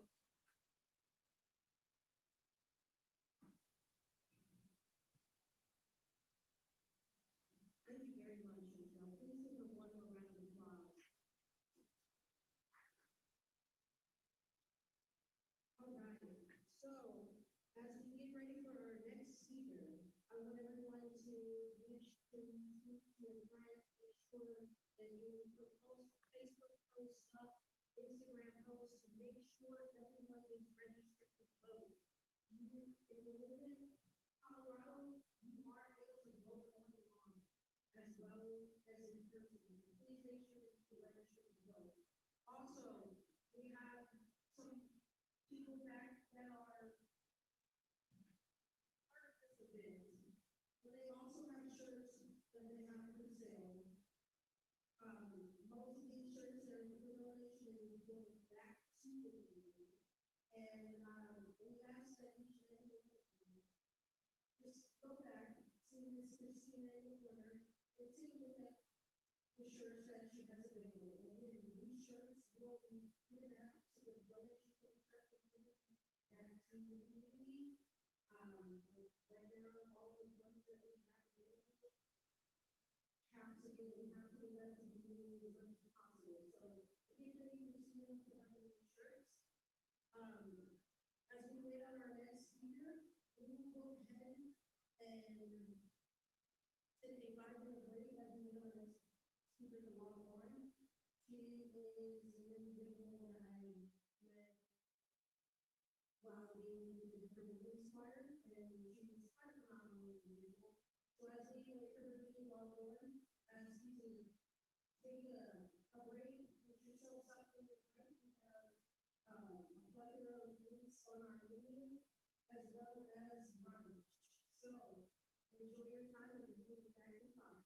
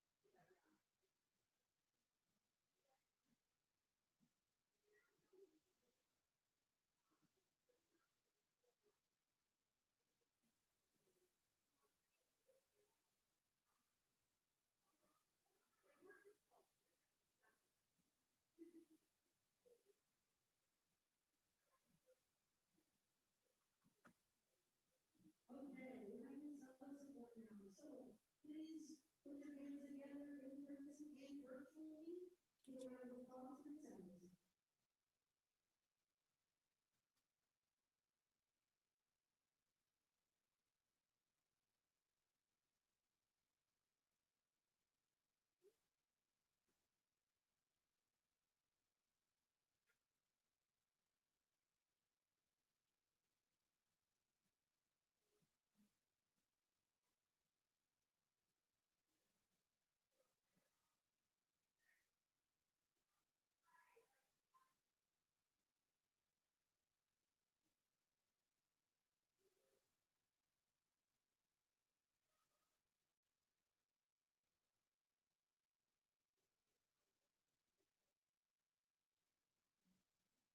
All right, Miss Allison, the mic is yours.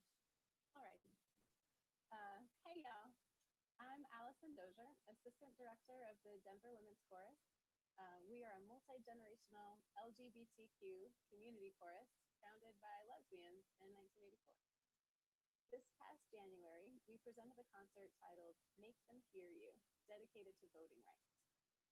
We chose to sing about voting rights because 2020 marks the 100th anniversary of the ratification of the 19th Amendment, which granted women the right to vote. Hold on, let me try that again. Women fought for over 40 years to get the 19th Amendment passed, which allowed them to vote. That's still not quite right. Let me try one more time. The 19th Amendment allowed some women the right to vote, white women. It would take the Snyder Act of 1924 to grant Indigenous American women citizenship and the right to vote. It would take the Immigration and Nationality Act of 1952 to extend citizenship to Asian American women and Asian American immigrant women, and with citizenship, the right to vote. It would take the Voting Rights Act of 1964 to legally fight the voter suppression tactics being used against Black women, like poll taxes, literacy tests, intimidation, and yes, even voter ID requirements to finally allow Black women the ability to safely vote. Any of those tactics sound familiar, y'all? It would take an extension of the Voting Rights Act in 1975, prohibiting discrimination against language minority citizens who relied heavily on languages other than English to allow Latinx women, including Puerto Rican women, the right to vote. 1975. Y'all, that was only 45 years ago. That just happened. The 19th Amendment may have been ratified in 1920, but women fought for closer to 135 years to be able to vote. So Colorado ballots began being mailed out on October 9th. You can register to vote online and receive a ballot by mail through October 26th. Let me say that one again. October 26th is the last day to register to vote online and the last day to request a mail-in ballot. You could register to vote and vote in person on Election Day in Colorado. Once you filled out your ballot, take it to a ballot drop box if you're able to, and leave the mail-in option for folks with those accessibility needs and to take the strain off the post office. You can find your closest ballot box by going to govotecolorado.gov. I'm going to say that one again. govotecolorado.gov will help you find the closest ballot drop-off box. In celebration of the right to vote, in celebration of the 19th Amendment, and in recognition of this upcoming vitally important election, the Denver Women's Chorus will be releasing our January performance of Original Choral Commission dedicated to the suffrage movement. We will be releasing it on YouTube on Friday, October 16th at 7 p.m. Mountain Time. This online event is titled March, Sing, Vote, and we hope you'll join us. You can follow us on Facebook at Denver Women's Chorus for more information or to support us or to find yourself a March, Sing, Vote t-shirt. So happy Coming Out Day, y'all. Really hope that you'll join us for March, Sing, Vote and come out and vote.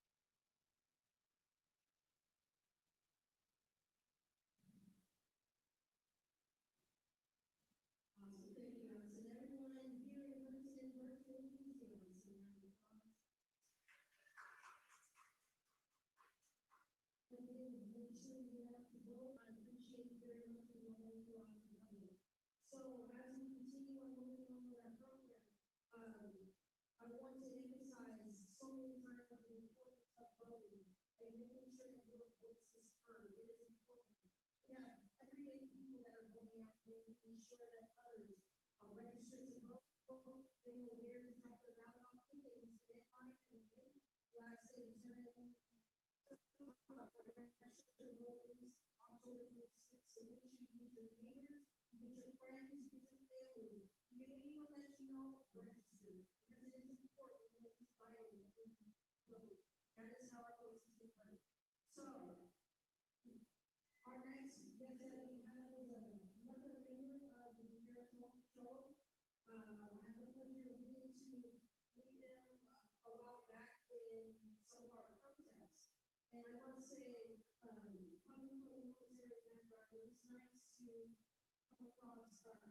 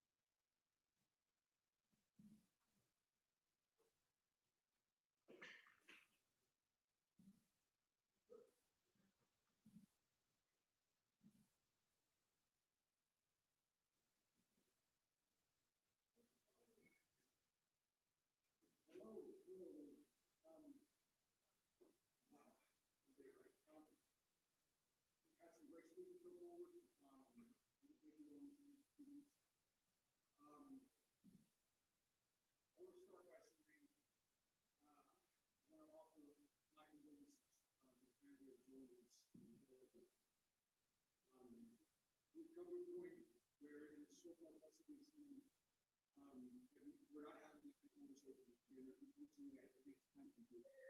I was talking to some folks this morning. There is a religion that works. The most we have on it as a people available. But we need to realize that we have to come to those things. We can only demonstrate ourselves so long. That comes with it. And unfortunately, I think like that to hire us to reach out and talk to people. So that being said, we have to do better, do better, so just following this. So that's I want to say happy National Coming Out Day. And we're also having a little rich working day.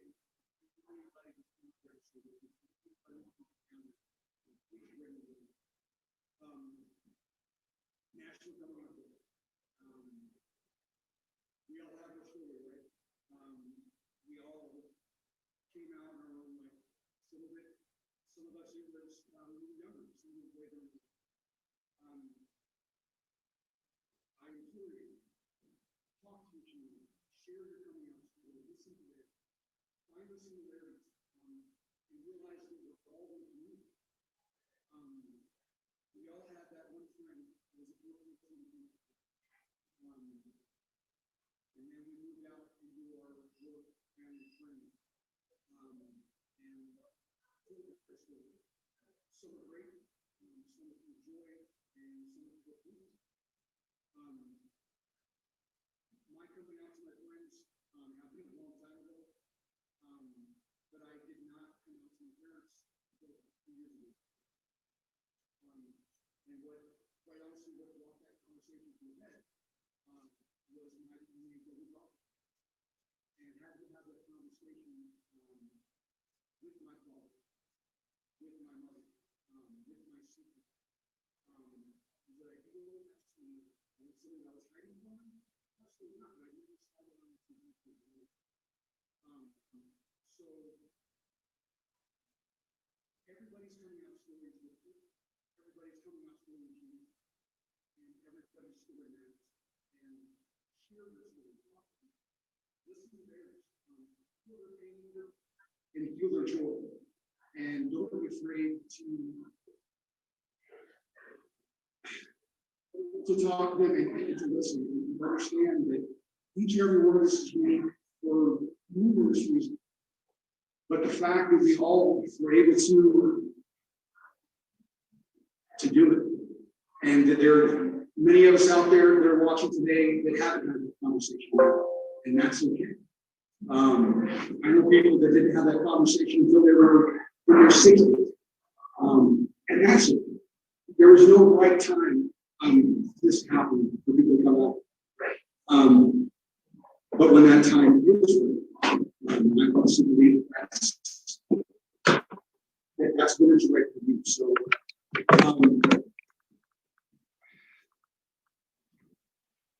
this is a difficult day. I mean, you're down here talking about not only celebrating National Coming Out Day, but also doing voter registration. But there's so much more going on in the world right now. And sometimes it's important to take a step back and not look at left wing versus right wing, but we're all human, and we need to get back to them. We need to find that common ground again, or where are we headed? We are better than this. And the only way that we're going to get past it is having this conversation, this difficult conversation. We all have that family member that doesn't talk to us anymore. We all have those friends that aren't quite as comfortable around us as they were before, and that's okay. But you can have those conversations with those folks too and say, look, yes, we're different, but we're all human, and there's much more, so much more that links us together than what keeps us apart. And until we start having those conversations, until we start finding common ground, I don't see a way forward. We are better than this, but we have to work on this. This is not going to happen easily. This is not going to happen overnight. We are not going to fix this country tomorrow. There's the most consequential election of anybody's here lifetime is going to be November 3rd. Between November 3rd and January 21st, we're in some rough times. But know that you're loved, you're respected, you are honored, and you and your story matter. So that being said, like I said, this is short for me, so thank you all very much. We have wonderful speakers coming up also, so stay tuned. I love you guys.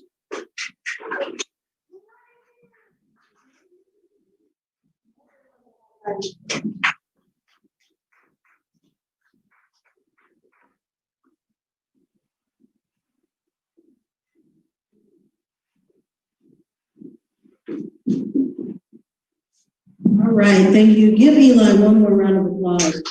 Thank you very much for protecting the people. All right, now we've got an opportunity, we had the opportunity to see Latina perform, and now without further ado, we will hear the words of Athena. So.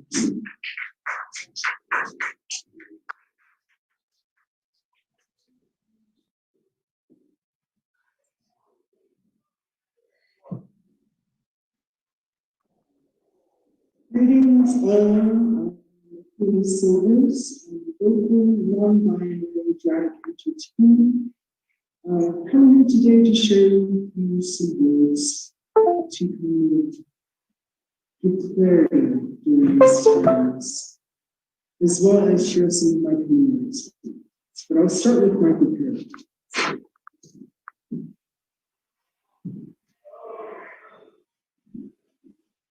We have lost our way, traveled the wrong path for centuries. Our world, our society, so diverse. Why can we not embrace the beauty in every facet? We raise our voices in protest against one another, torn asunder by fear and hate. Where did we lose our way? When did we decide to choose hate over love, division over unity? Within, without our communities, the human condition is the same. We are lost, and we must find the way back to sanity. And to guide this journey, those most oppressed rise up. We raise our voices in a declaration of truth. We have experienced the hate, the oppression tenfold. We know better than anyone that it is time for it to end. As the Black and queer people of America, as the people of the world, we are the trailblazers of the path towards unity, the harbingers of truth and justice. Through our voices combined, we bring notice to the toil of the oppressed, of the disadvantaged. We will not be silenced. We will not go unheard. We will try out our truths to stop the violence, the bigotry. We will not submit to being oppressed financially, mentally, figuratively. No form of injustice is sound. Let it be known, enough is enough. Let us guide the way. We, the most oppressed, we, the abused, we, the tortured, we, the downtrodden, heed the call for justice, for equality. We may be lost, but those of us who suffer, we say no more. We have seen the worst of what humanity has to offer, and we proclaim our truths. Silence is violence. No justice, no peace. End police brutality. Not one more death. Color is not a crime. Trans lives matter. Queer lives matter. Black lives matter. We, the downtrodden, will rise. We cry out loudly, defiantly, over and over until we are heard. The fear, the hate, the injustice, the inequality, the oppression, the sexism, the racism, the maniacal, manipulative nonsense of a society defined by division. It must end. Enough is enough. Black people have suffered enough for us all. Queer people have suffered enough for us all. Knowing we've lost our way, but now it can be found.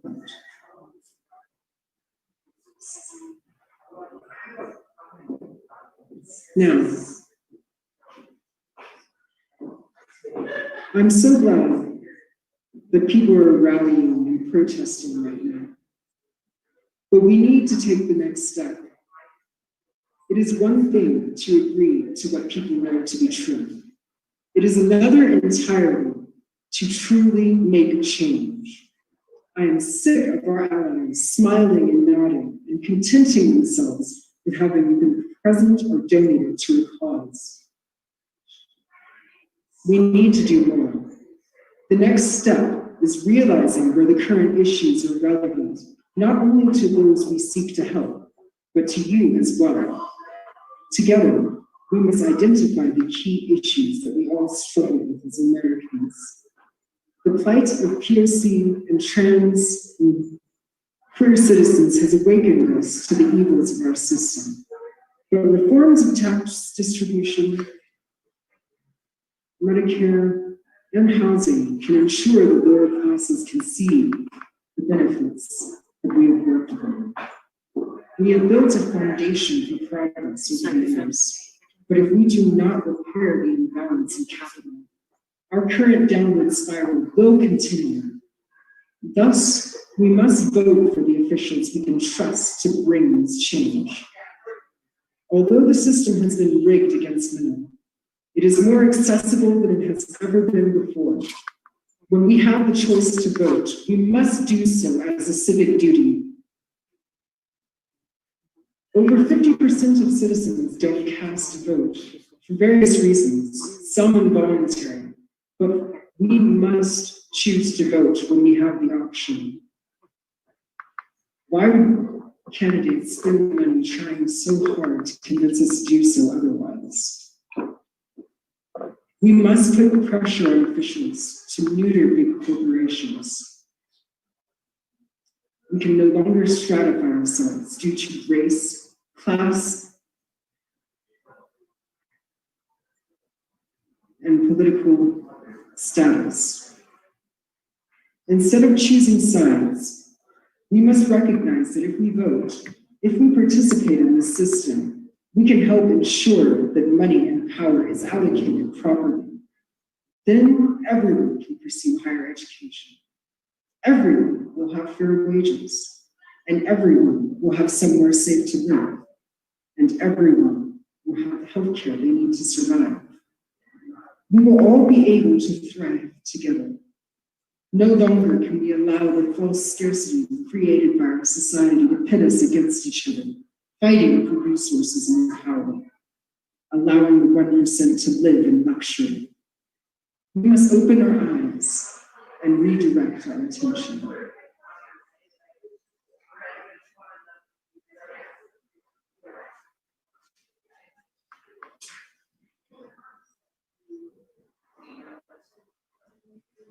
So, today is coming out day, and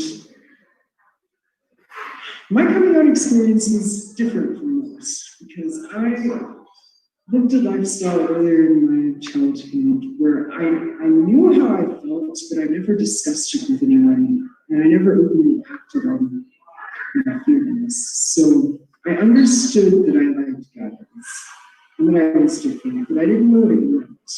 It wasn't until sometime in high school, I was in student council class. There was this girl named Zane. She confronted me one day and she was like, "Do you know you're gay?" And I'm like, "What's gay?"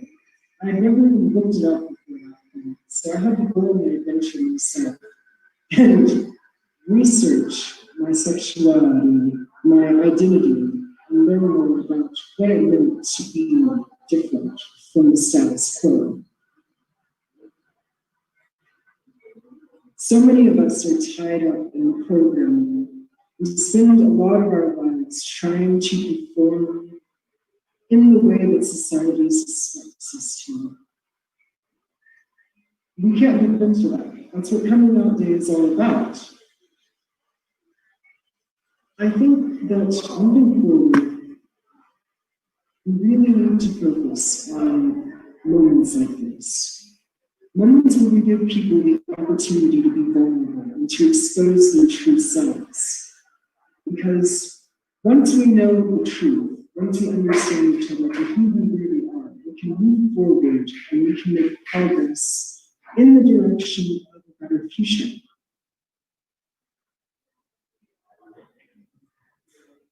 There's no other alternative. Vulnerability, openness, sharing, and building community, accepting people for who they really are. These are all things that are essential to our future, to a strong future, to a safe future for everyone. So, moving forward, after this day, I want you all to just keep in your hearts the desire to be open, to be vulnerable, even in moments where you think it would be cliche. Because it's only through that vulnerability that we're going to make the connections that will help us build a future in which we can all thrive. Thank you.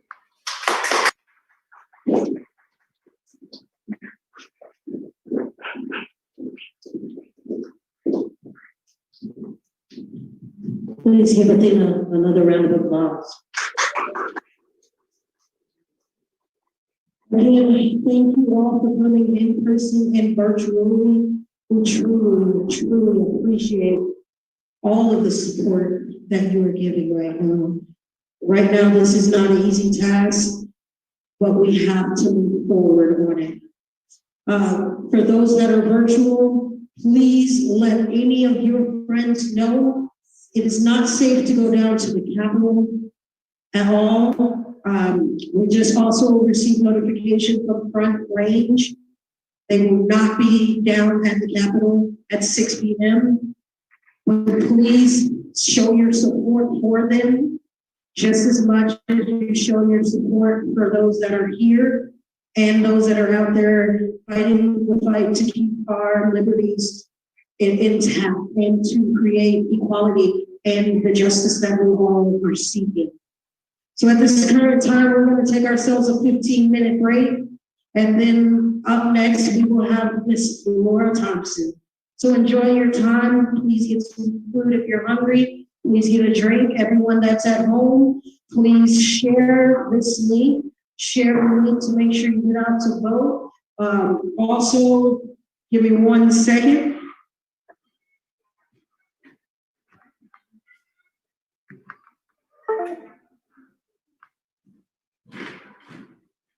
By the way, thank you for bearing with me because this is quite different than what we originally had planned, but we make it work. It always has to continue. So, without that, we also want to give recognition to the metro area voter care team. Anyone who's interested in volunteering to help combat voter suppression. We have people that are trying to stop people from voting. So again, metro area voter care team, look for them. They are looking for volunteers to help make sure that people get to the voter polls if they decide to go in person, and we make sure that no one is getting bullied at the polls. We have to make sure that people can get their vote out. It's important. Voter suppression is still alive and kicking, and we have to win and overcome it. So please sign up with Metro Area Voter Care Team. Again, enjoy your 15 minutes and we'll be back in.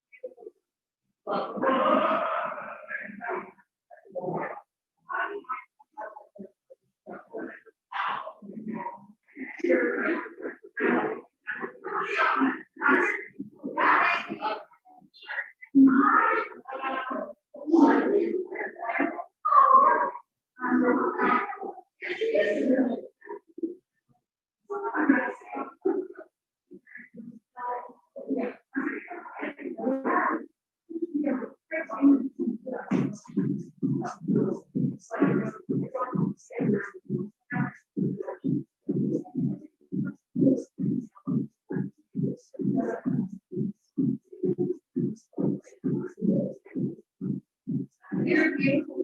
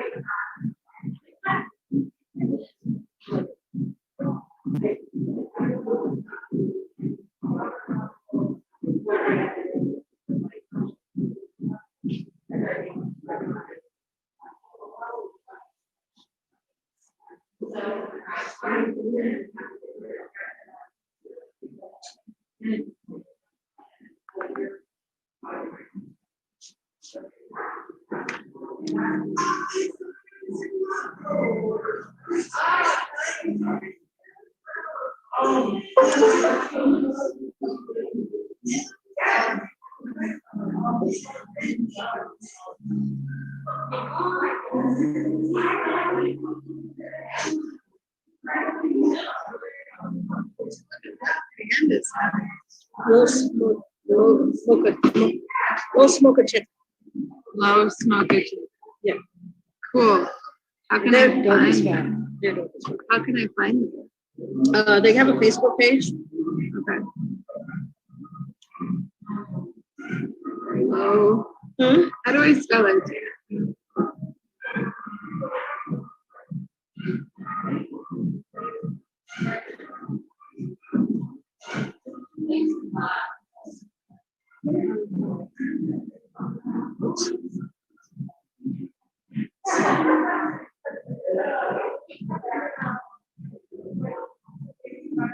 I hope that's what this is. Yep, There there you you go. She did it. They're dope as fuck. Are you ready?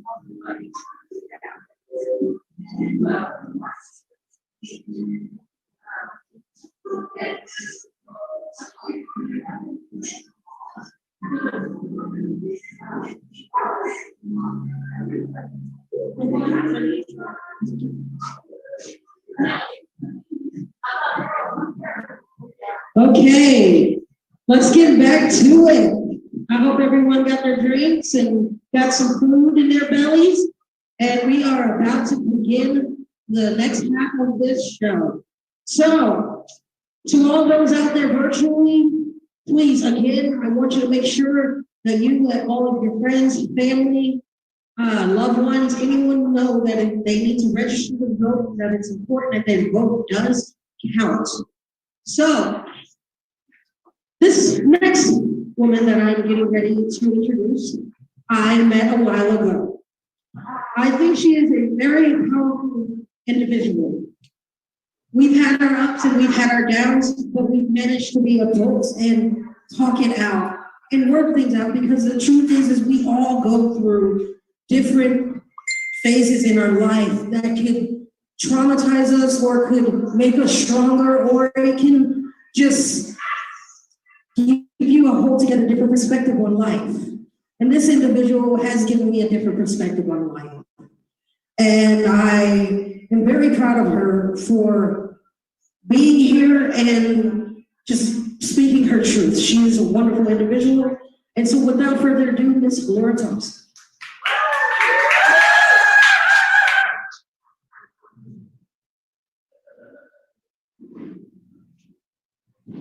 Everybody give it up for Tawanda. For yourself for being here. Crazy thing for all of us, right? I am up here so I get to take my mask off, so I'm gonna be able to be heard and see my face. Listen, all of us went through a lot to get here. There was a shooting last night. You know, there's a shooting yesterday. There was a change of venue at the last second. Please, for the love of God, give yourselves an applause for being here today. It's National Coming Out Day. On this day, we all get to do what we want to do, right? We all get to tell each other who we are, who our truth is, to ourselves, to our family, to our communities. It's a different day for different people. There are some people that don't necessarily want to come out today, and that's okay, right? We understand that there are people that are not able to come out in their full sphere right now. But for those of us that are, I'm super happy. I'm someone that came out in 1998, which means I'm old as shit, right? I was 16 in 1998. I had just started dating. I had to tell my mom that I was dating women, and my mom looks at me and she sputters. Well, Laura, all women have special feelings about their female friends. And I was just like, Mom, I don't think you have the same feelings about your friends that I do, and I don't think you guys are doing the same thing that I am. But you know what? It's okay, because at the end of the day, my mom was respectful. My mom paid attention to what I had to say, and there are so many people in our world that face hatred, persecution, death when they come out. And we need to remember that as someone in Colorado, yes, there's always work to be done, but we're in a state where we are really blessed to be supported by our government, by our governor, and by each other, especially someone living in Denver. On National Coming Out Day, the best thing about this day for me is that we get to come out about our true selves to our friends, our families, our communities. We get to be proud of who we are. I know there's not a lot of you in here, but can you give yourselves a round of applause for being proud of who you are? Please. All right.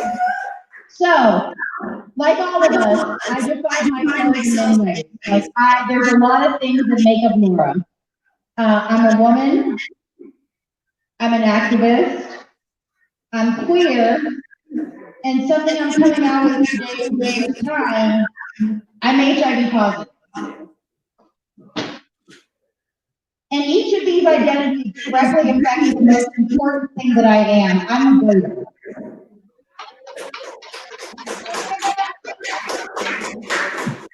As a woman, my vote gives the right that all women are able to freely and safely exercise their reproductive rights.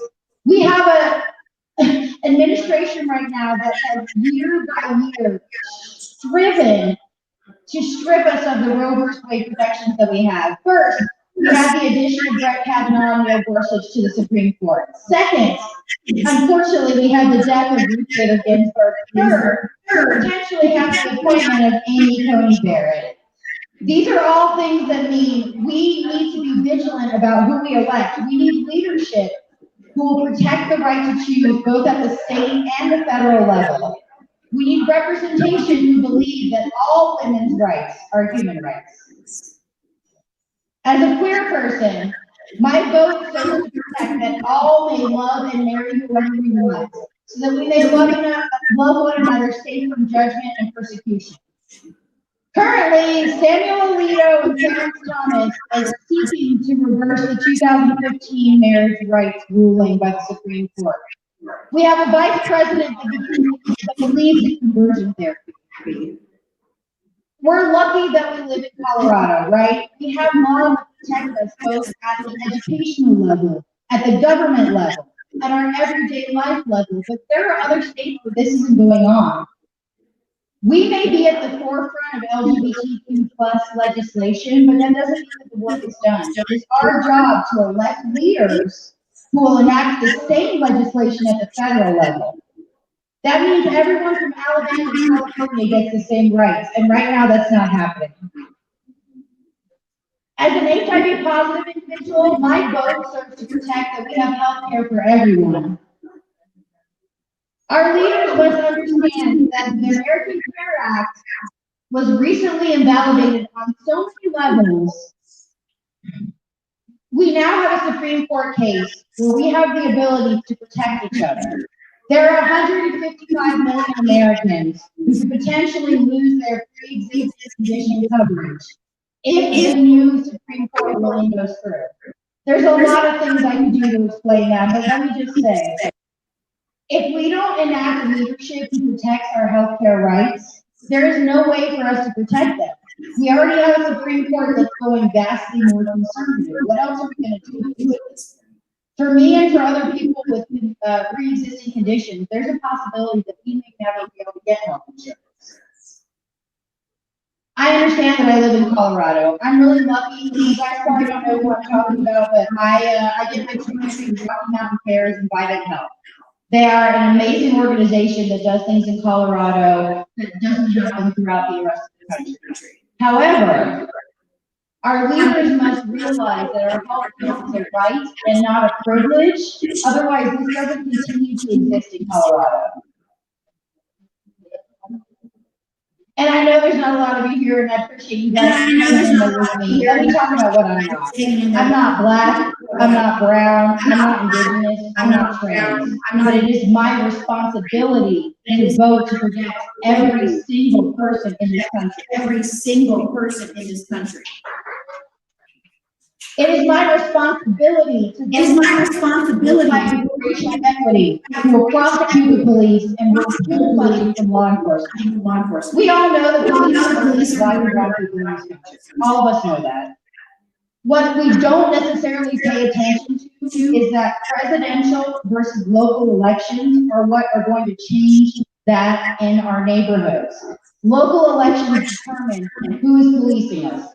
Local elections determine who is prosecuting us. Local elections determine who is judging us. Please, for the love of God, we live in a state where we get mailed ballots, right? You guys just got yours in the mail, or they're about to come in this week. Research every candidate, especially those in the judicial system. I live in Aurora. Okay, the other day I had a big shootout in front of my house. That's just part of living in Aurora where I live. That's fine. The problem was I did not feel safe calling the police to come to my house. Because in my neighborhood, I don't know anyone coming out and shooting someone else just because it's a brown kid walking down the street. So we need to elect leadership that embodies the same values that we feel in our minds, in our hearts, and in our actions. If we don't make a difference by voting them in, it doesn't change. It is my responsibility to vote for candidates who will protect people no matter how they got to this country. We have legislators who are not protecting dreamers. We have legislators who are not enacting a comprehensive plan to end ICE detention. We need to dismantle the system of ripping children from their parents and sending their parents back to rape, murder, kill. It's our responsibility to protect the rights of all people. To ensure that indigenous populations have the same right to education, clean water, and health care as every other American. To ensure that trans brothers and sisters are able to walk down the street without fearing being killed. We had 31 trans and non-gender conforming people killed last year. Is that hundreds? Is that thousands? It doesn't matter. That's 31 people. Imagine 31 of your friends. 31 people you know, 31 of your family members, 31 people that aren't allowed to walk down the street because of who they are. It is our, most importantly, and this is the one thing I want you guys to remember today, it is our responsibility to vote for the voiceless. For those who are incarcerated and are stripped of their right to vote on a weekly, daily, and monthly basis. For those stripped of their right to vote because of minor drug offenses. For those denied the right to vote because of restricted voter ID laws. It is your responsibility to vote for every single one of the persons in the gerrymandered district that can't vote because they were restricted from doing so. I know some of you are please love. I need a promise from you guys. I need a commitment here today. You will make a difference. You will raise your voice, and you will speak for those who can't. So if you guys can repeat after me, I am proud. My voice matters. I will vote. Thank you guys for being here. My name is Lori Thompson.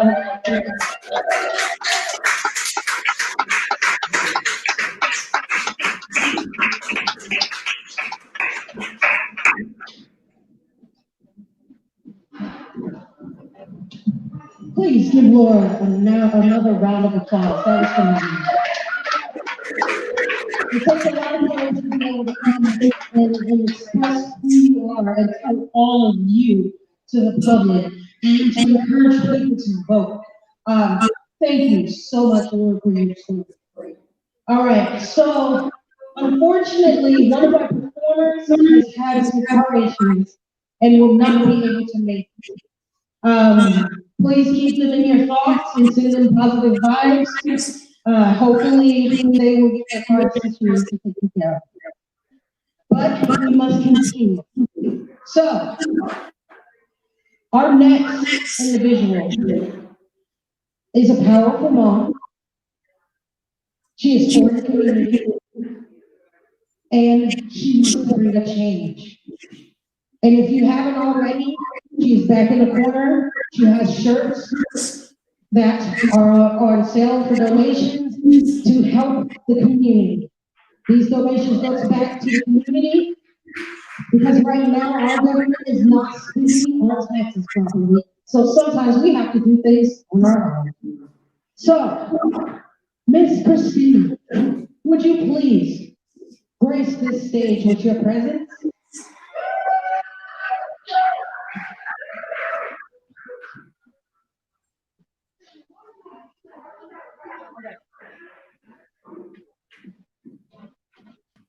We're waiting on you, no rush. We got you.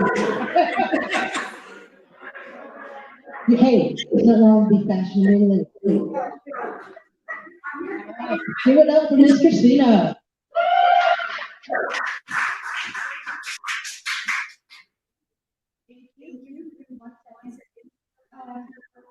First of all, I just want to say, very, very happy birthday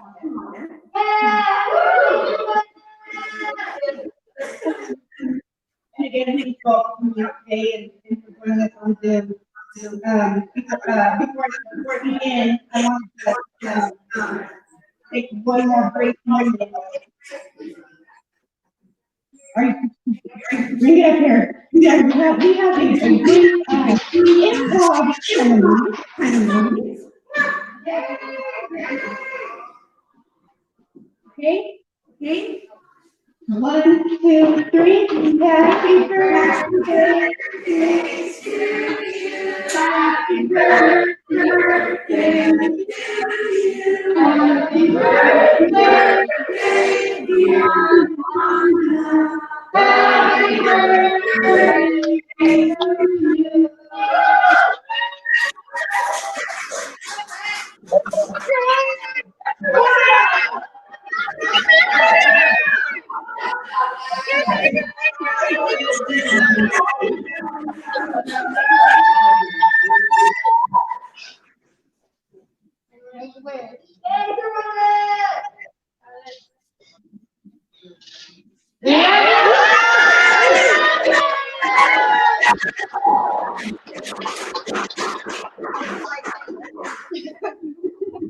Thank you. Happy birthday. We love you. Love you too. Thank you all.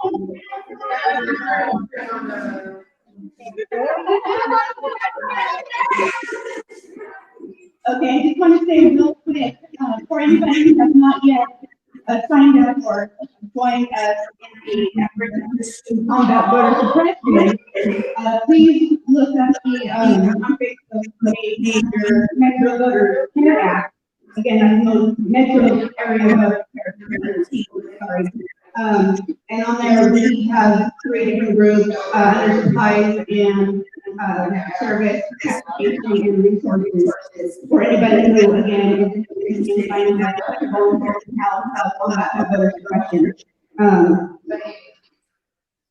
Okay, millennials and Gen Zers have seen more in our young lifetime than any other generation before us. Let's see, we have a terrorist attack on U.S. soil in 2001, 2 economic collapses and record unemployment rates, a global pandemic, a new civil rights movement, divisive politics. And I think it's pretty safe to say we're living in unprecedented times, and chaos is all around us. We have lost over 210,000 people in the beginning of COVID with no real end in sight. That's a lot of people, and that's just here. That is not mentioning those who we have lost globally. On top of that, we have the economy going in the wrong direction. I don't think that I speak for just myself when I say that. That's some pretty scary times. We cannot afford another economic collapse. But on top of both of those, we also have the West Coast burning up. The West Coast, California, Colorado. So many devastating wildfires.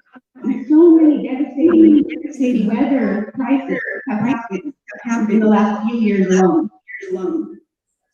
I don't know about you, but to me, climate change is something that affects all of us and has no place in politics at all. Yet, our administration has made it such an issue. There are families being ripped apart at the border. Innocent children are being held in cages without any hope of ever seeing their families again. So many have been lost in the system. That is unacceptable. I'm also very deeply saddened by the murder of Black, Indigenous, brown people of color with no real accountability for those who are supposed to protect all of us. That should not be a political issue. Why are we fighting that? Murder, as far as I'm concerned, is wrong no matter who you believe in. I confess that I have PTSD, which I call continuous traumatic stress disorder. Overseeing these deaths, the inhumane treatment of BIPOC population, as well as the increasing daily death toll. I'm further traumatized by witnessing the erosion of our democracy. And I refuse to envision where our country and our lives are headed if we do not protect it. Rather than solving all of our problems, protecting us and pulling us together, the highest levels of our government divide and conquer for their own personal gain. Contrary to popular belief, our current system is not broken. It is working exactly the way that those in power have designed it to work. Yeah, we the people, all of us, hold more power than we all realize. But that power will only bring results if we stand together like never before. It is time for us to form a united front and remind our elected officials that they are for all Americans. Our nation's current crisis of governance has focused public attention on inequities that are intolerable. While I'm angry and in pain, I have faith. I believe in us. The picture that I focus on is the beautiful blend of us all standing together, demanding reforms that, until now, we all thought were beyond our reach. We're less than 1 month away from our chance of a new beginning, of building a future where all are welcome and all are able to prosper. Imagine for a moment, if you will, an American democracy remade for us, by us, in the image of its promise. An America in which it is no longer necessary to work more than one full-time job just to make ends meet. Where all have access to affordable health care. All are able to make decisions based on what is best for our own individual circumstances. An education system that truly benefits all children, regardless of color, and is more than a pipeline to the prison system. And those who choose to pursue a higher level of education are not a lifelong debt. Imagine a world in which we can freely exercise our basic right to vote, and one in which people we vote for actually protect our rights, and that they actually represent all of us in all matters. Imagine how all of this could instill confidence in our capacity for common action. What if I told you that such in America is not out of reach, but is more realistic now than ever before? There's only one catch. Y'all ready? We must all do our part. We must speak our mind. We are voting more for so much more than just politics. We're voting for more. We're voting for the quality of life that we all want. We're voting for more than the lesser of two evils. Actually, we're voting for all current and future generations and America's future. Now, let's make our imagination come alive. We have people power when we exercise it. And that time is now. We must vote and get everyone that we know to vote. The unique year of 2020 requires that 2020 vision focus on this upcoming election. Let's take this opportunity to make our government, our futures, into what we want them to be. We will be seen and we will be heard. Now get your asses out there and vote. The metro area garden care team on Facebook. Sign up. Let's fight this together.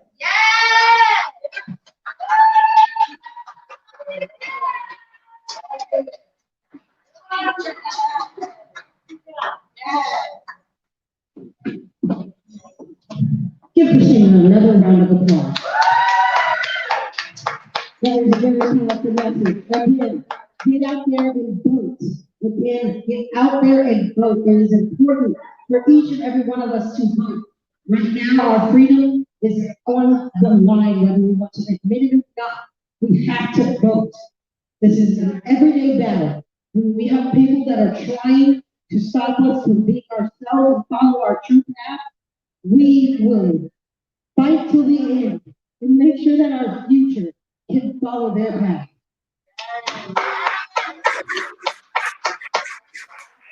Okay, so now we have one more speaker, and I have to say that this individual lightened my day. Not only by his Facebook post, it's funny as ever. I mean, I crack up every time.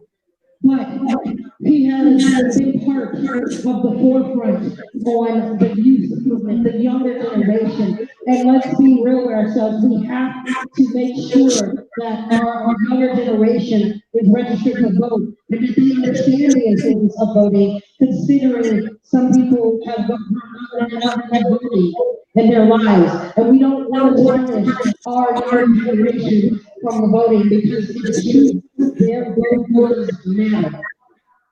Now, this young man is with 10 for 10. They are a youth organization, most of them are college students and getting transition out of high school, and then they're young adults, and they want to see a change that we need in this community. Eventually, it'll be time for my generation. One day, we are going to have to sit back and watch them lead the world and the countries and the people. So without further ado, can we please give yourselves a round of applause for Tariq Young.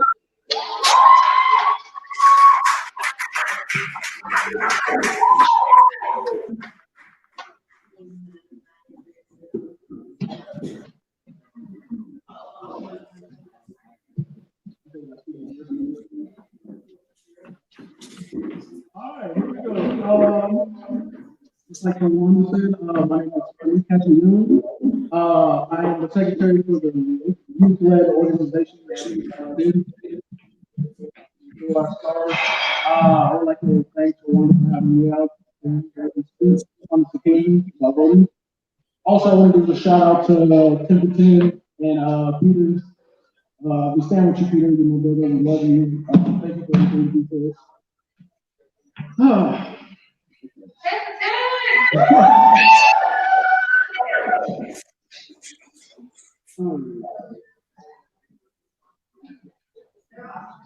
Oh, now that I'm up here, I'm here to talk about voting as youth. Not me, you know that voting really matters, especially at a young age.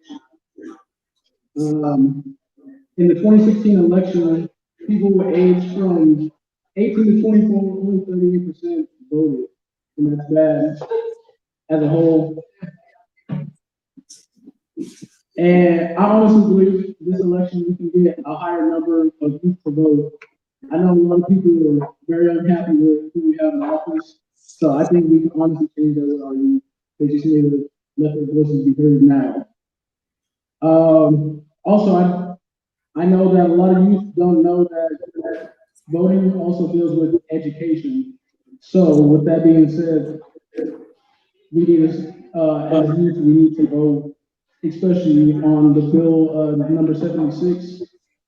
So if we stop, or if we say no on 76, that means youth will be able to vote from, if they're 17, turning 18, and the election year happens, they'll be able to vote. If that gets passed, they won't be able to vote until the next election, and also that will stop them because they're trying to make a bill that considers youth that are 16, 17 vote for school board.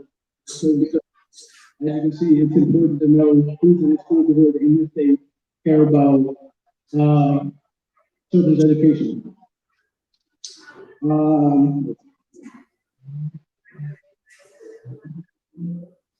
And like I said all the time is now. As youth, we need to vote, we need to let our voices be heard, because if we sit back and be quiet, we sit out, no one's gonna be there, and they're gonna be like, oh, you're crying. But if we come together as a whole, we can change this whole election. It starts with us. And also, another tip, my grandma told me earlier too, when you get the ballot, please read every instruction, because you don't want to throw away your vote counts, please. I cannot teach that enough. And I also want to say this too, as for my African American, those whole people as color in the whole. Please vote. I know a lot of my people don't like to vote. They're like, I could care less and stuff, but if you actually vote, like, you're gonna help make the change that you want to see. Because I know a lot of people, they act like they don't care, but they really do care. They're just not willing to get up and help make a change. So please make a change and vote. Thank you for having me. Yeah.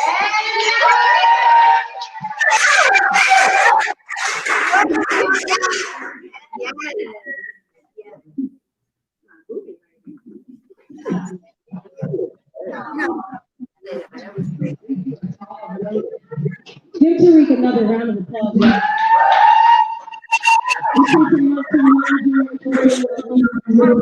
I appreciate that.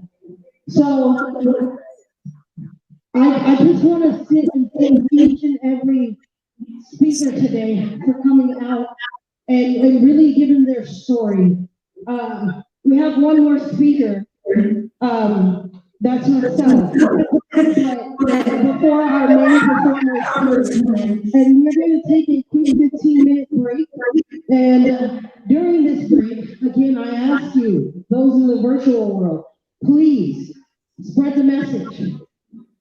Share posts, share memes, whatever you have to do to make sure that people are registered to vote. It is important that we get registered to vote, and it is important that we get your vote in. Local voting matters, y'all. It really does. That's where change is really happening. They happen locally, at home. You know how they say worry about yourself before you worry about others? Worry about your community first. Vote. So, what we're gonna do is we're gonna take 15 minutes. Please enjoy yourself. Get yourself something to drink, those that are here. Get yourself, if you have alcoholic, non-alcoholic, we make sure that we take it to home. Again, thank you all for coming to Blush and Blue and showing your support. This is a safe haven for the queer community. And we thank Blush and Blue for allowing us to have this on such short notice, because it was literally 12:30 at night and I'm like, we need a place. So, yeah, do that one more time for us, baby. So, enjoy your 15 minutes and then I will come up here and I will say my words. I'm even gonna give my coming out story. You guys are a treat. And then we will have a band coming up to end this event. Again, get your vote out there. Tell others to get their vote out there. It's important that we vote this year. It is important, it is vital. It's a big ballot this year. And I know sometimes it can be confusing, but that's why we have friends and family to help each other understand what's on the ballot. So enjoy your 15 minutes and we'll be back.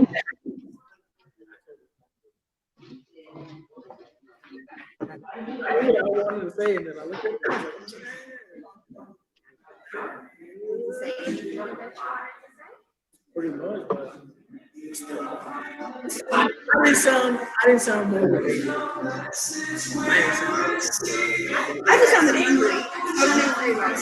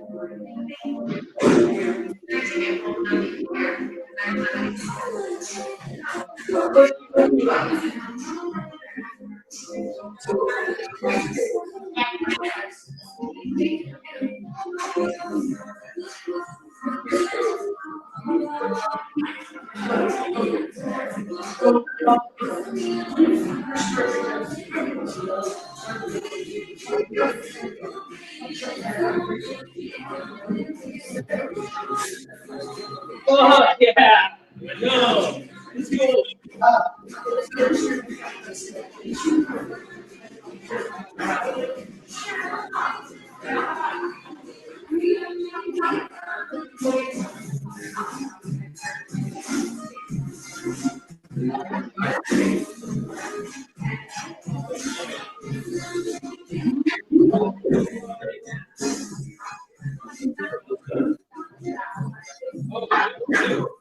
Okay.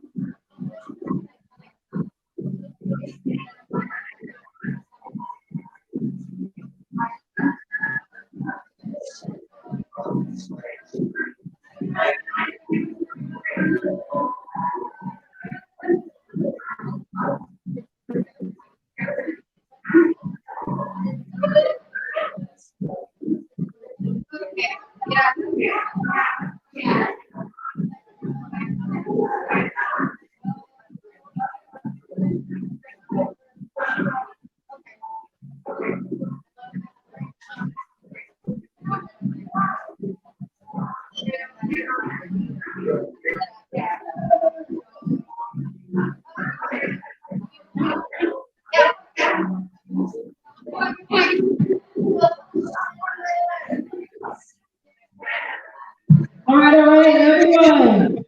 We are about to get started again. I hope everyone has enjoyed their break and they've had a chance to get something to drink, snacks on. If you have to go outside and get a smoke, get it on. So can I tell everyone that is in the building? I know you all have your individual conversations. Join us for this last week. I truly want everyone to really hear why this happens. Give me a second.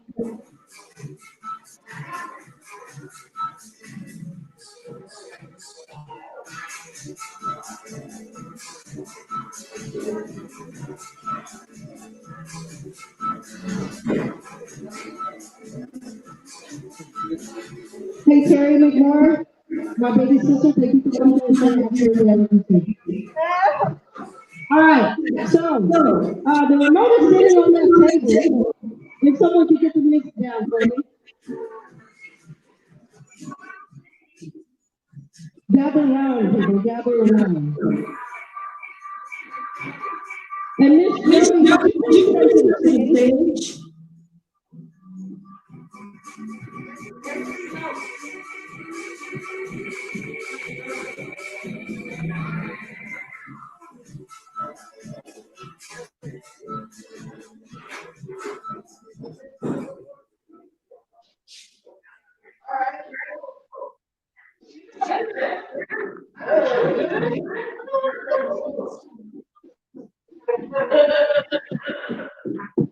All right, so before I get to tell my story, I want to think of some individual who has opened not only her heart, her mind, and has realized that sometimes things don't always go the way we want it to go.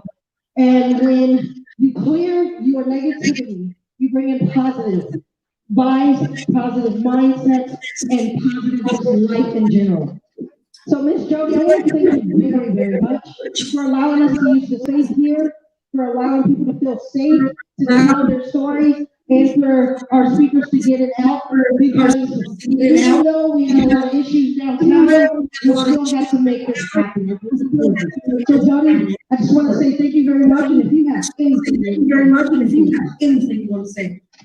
I just want to say thanks for having this event at Blush and Blue. I'm sorry that things got changed last minute, but I'm grateful for our friendship and happy birthday and happy National Coming Out Day today to all people that are coming out of the closet or living their true authentic lives, which is super important for all of us in the LGBT community. So thank you for coming out and supporting today, and thank you for believing in Blush and Blue. It will always be a safe space for the LGBT community, no matter what rumors around the streets. So thank you for being here today. Thank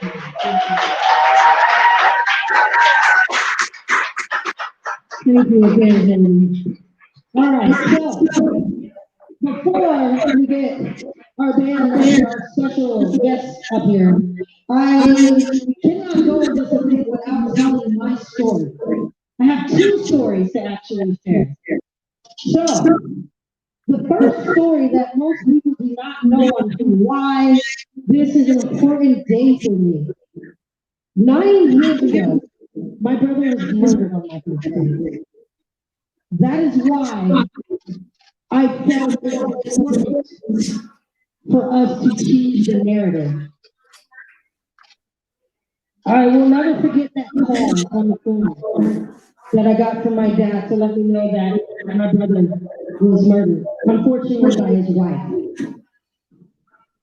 And it haunted me for years. I'm not going to sit here and say I was the best individual that you see today. As a matter of fact, I have battled a lot through depression, sadness, and confusion, and just trying to figure out why another individual thought it was okay to take an individual's life. That just happened to be my brother. And it haunted me every year. For 9 years, it haunted me. My birthday haunted me. Didn't even realize that it became a National Coming Out Day because I was so distraught and confused because of my brother's death. So I had to change the narrative. Usually I get blackout drunk on this day because I did not know how to decipher the fact that a life was lost, but a life is still here. So today I decided, well, not today, but weeks ago, I decided that it is vital and it is important to get the community to come together because we have too many things that are going on. There is too much mental illness out there because only mental illness could allow and let someone murder someone. And I will be truthful in the matter, his wife had a baby 4 months ago when this happened. And took me years to try to understand. But one thing I do understand is that our feelings is in the right places. If a woman has had a baby and she is going through whatever, who knows? She needs counseling, therapy. Because now, without that, she ended my brother's life. If she would have had the proper counseling, perhaps my brother would have still been here, and I would have never gotten that horrifying call on my birthday that he was killed. Perhaps he needed some help on certain things too. You see, we pay an abundance of taxes. Each paycheck when you look at it, almost 25+% of your paycheck goes to taxes. But where? Why are we not utilizing our funds, our taxes that we're putting into this community properly? Why don't we have proper education? Why don't we have proper mental health programs for people? Yes, we want to help the homeless, but what are we properly doing to help these funds? Are we just giving them a handout, or are we going to give them a hand up when we do this? People look at defunding the police like, oh, you're getting rid of the police. No, we're utilizing the funds that we are giving to the police back to the community. The police come after the crime. So what are we going to do to prevent the crime? Proper education, proper mental health, proper after-school programs, and just adult programs too, because even though we work when we're out of school, an idle mind is the devil's play shop. Let's not kid ourselves, people.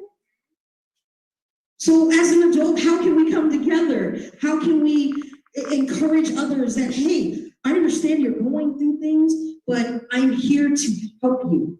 Let's come together. This is why we vote locally, so we can start changing these laws that are no longer helping us.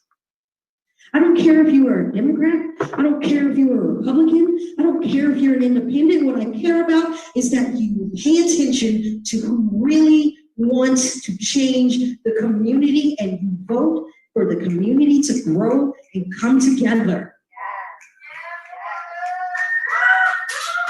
We no longer need to be separated. It is 2020, folks.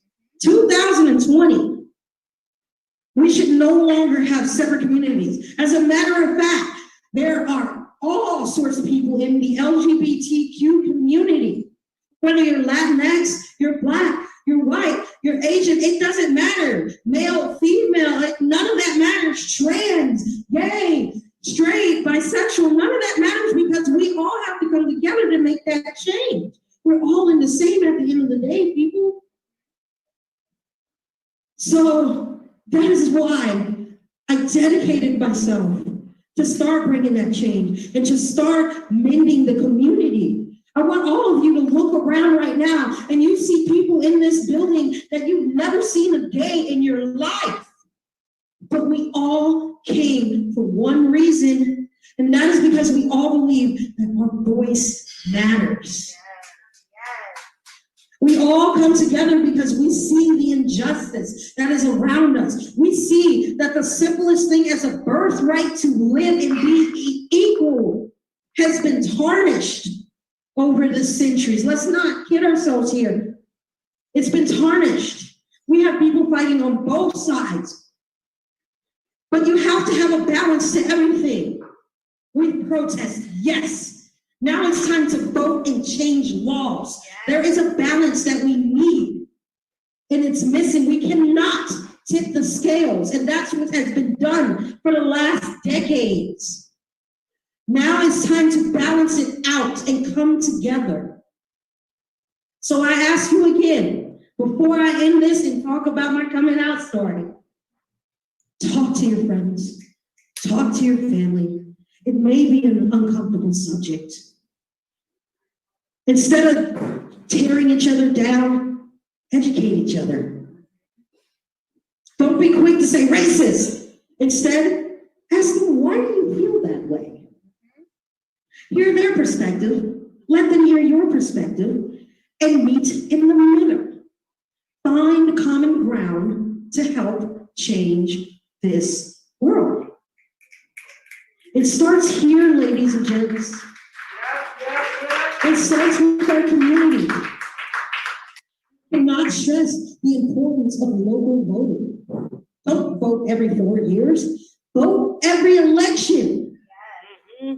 We have House representatives. We have Senates, U.S. Senates. We have mayors. We have governors. We have city council members that make up and create some of these laws. And some of them are going to bat for each and every one of you. But in order to make sure that they can get your voice out there, You have to vote. How else did legalizing same-sex marriage happen? How else did cannabis happen? How else did interracial couples even happen? By voting. Your vote does matter. So now I want to transition into my coming out story. You see, I have two parents. They're still married. Terry and Wanda, that is how Tawanda was created.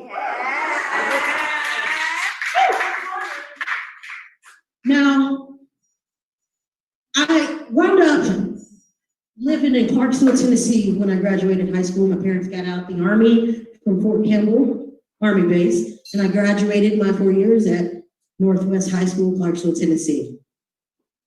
But the South doesn't always show kindness to people like me, to people like you. And I spent years hiding who I was. So, this is my coming out story. Once upon a time, there was this website called True.com. And I realized who I was. And so I decided to get on here and look for a girlfriend. True.com. So I was like, I'm a true person, I'm good to know, I will tell you everything about me, I'm real, blah, blah, blah, blah, blah. I get a message, and it's my sister's friend. But it's my middle sister on there, cussing me out. How are you gonna be honest if you can't tell your family that you're gay? I was like, oh crap, okay. So I deleted that and I went back. Well, by then I had an idea that my family knew, but I was still scared because you got to think about the time. I graduated high school in 2003. In 2004, 2005, it's not like how it was today. Let's keep it real. Like, who remembers Lifetime Truth About Jane? Anyone? So Truth About Jane was one of the first LGBT movies on Lifetime that talked about a youth coming out and how she had difficulties coming out and abandoned issues from families and people teasing her. And the truth is this happened in school. I had a friend that was outed by accident and she almost committed suicide because of it. And so I kept it in. It was trauma. To this day, sometimes I get worried about holding hands, public PDA. So I'm at Austin Peay State University, and my parents were activists in the community. They worked with the NAACP, they worked heavily with the college and voter registration as well. And so I hid it as long as I could, until one day I get a message saying, hey, do you want to join us at our Gay Straight Alliance meeting? I was like, okay, sure. And so I go, so your dad tells me that he thinks you're gay. We want to let you know that he supports you and your mom supports you and they are joining people. First off, I did not handle that well because I was like horrified because my parents are learning something about me that I hid, but they probably knew. But not everyone else's parents handled it well. I was very lucky to have parents that said, well, we're going to join PFLAG and support you.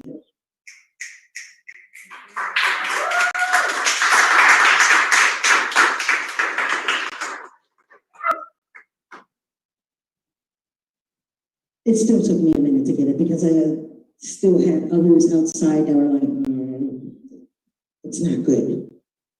It took me a while to register that my parents supported me regardless. We have our differences. Let's not kid ourselves. I love my parents, but there's certain things I'm just like, no, mom and dad, not cool.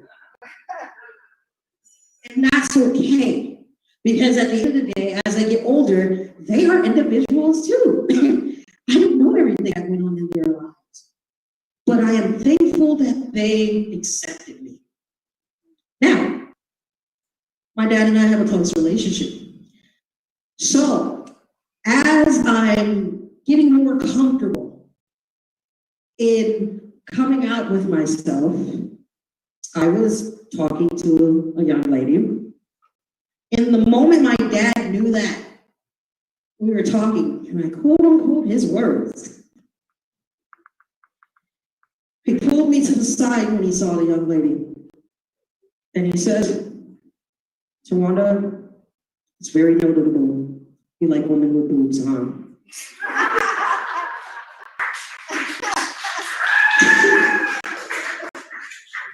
Well, Dad, I guess I do.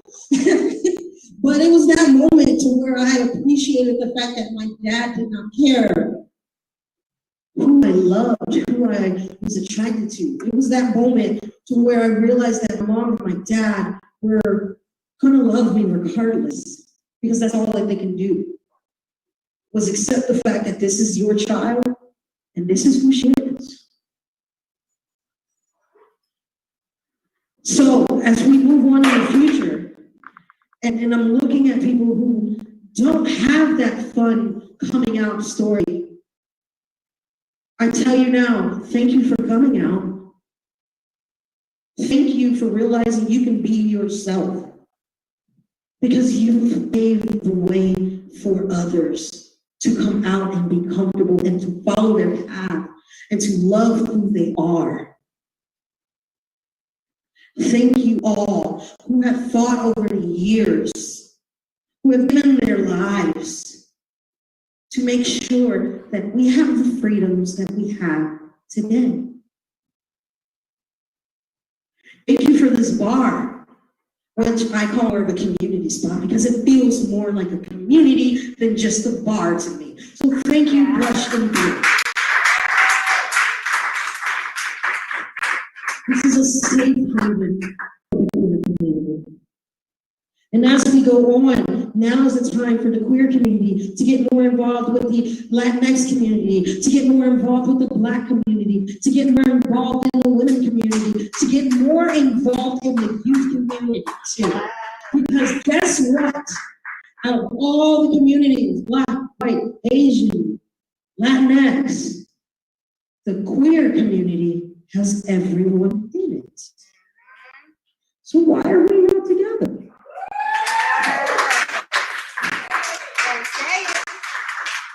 Why are we not together? It's time we come together. Put aside your differences, because guess what? You're not always going to get along with someone else. Sometimes I argue with people too. Sometimes you're going to be like, Tawanda, what the F? And that's okay, because I'm going to make mistakes just like you're going to make mistakes. But guess what? We come together. We forgive each other and we move forward. That's how you bring the community together. Think about, when you live in situations where sometimes you live with people, you're like, oh no, what am I doing? But guess what? They have a life too that you know nothing about. They've gone through trauma that you know nothing about, and they know all of your trauma too. So instead of comparing your trauma, work together. So I'm going to close out here by saying thank you all virtually, thank you all in person for being here, for showing your face, for showing your spirit, your pride. Thank you. We will be continuing this. We are starting a new tradition. We are starting a new tradition to where we come together as a community. We put our differences aside, because you're not always going to be happy with a person. Personally, if you think that you can always be happy with that person, something's wrong. Sometimes you're not going to feel a certain way, and that is okay. But let's start coming together as a community on things. Let's start working together instead of tearing each other down.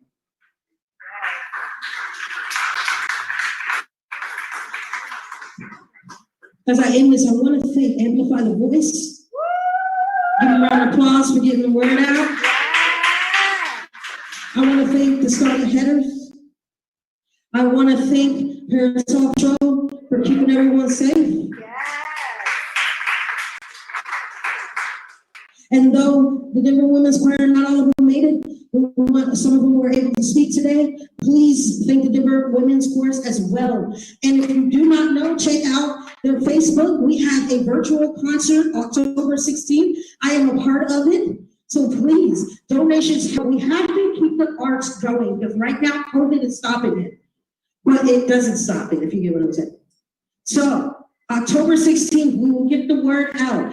The Denver Women's Chorus, we are putting on a virtual concert that circles around, march, sing, and vote, because that's what I do. I march and I sing and I make sure I get my vote out. You have to keep the balance.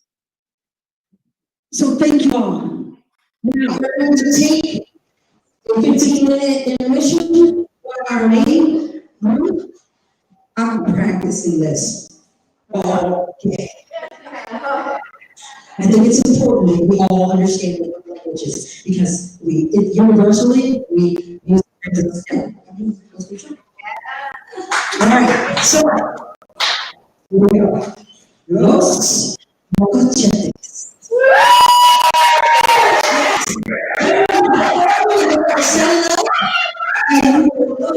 They are wonderful men. So again, thank you all for coming. Los Mocachetes, please come and sit down.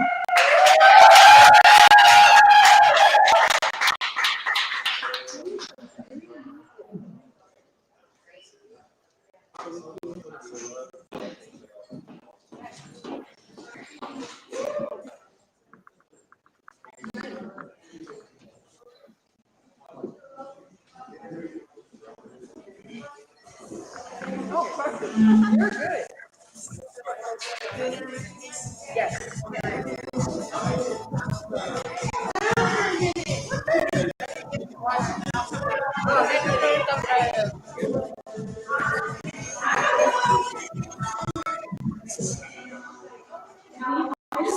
Yeah, put it in the circuit.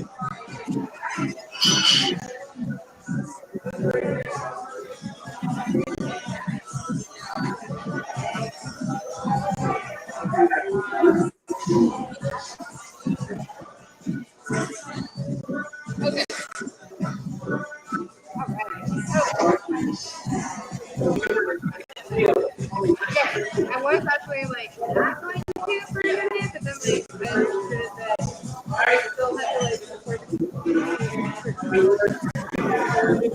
I'm definitely gonna like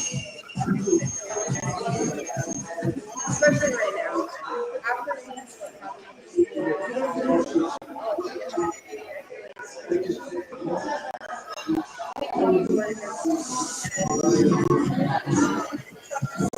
something that I worked on with her.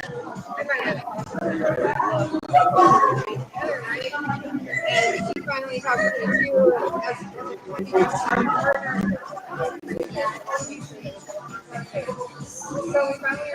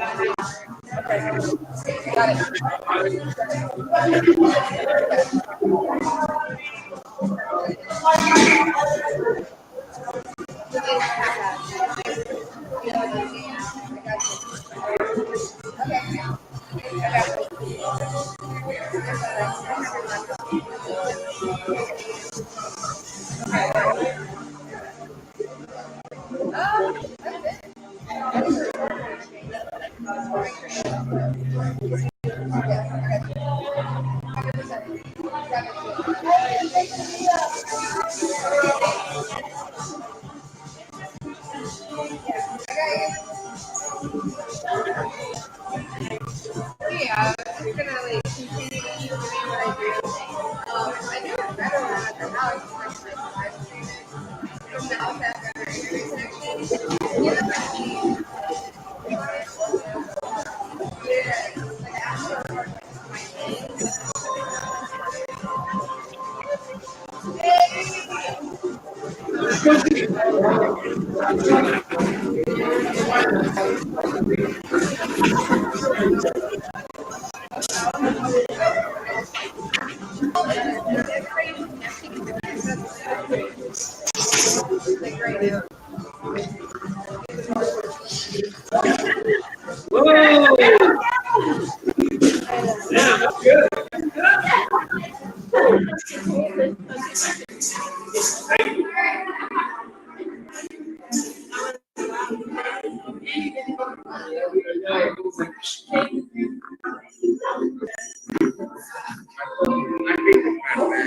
Going off every 5 seconds.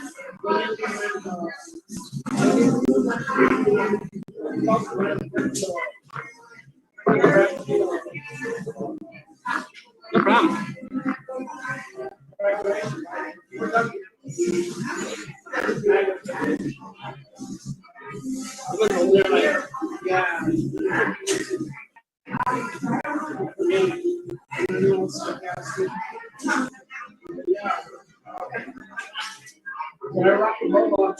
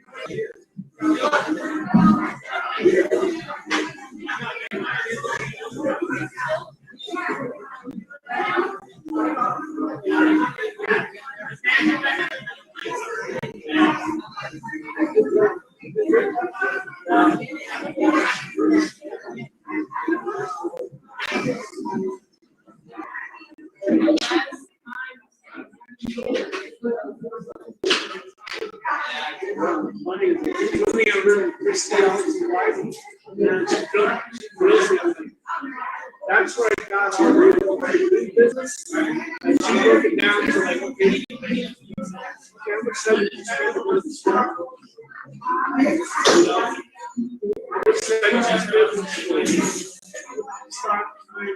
I love when every second it's money.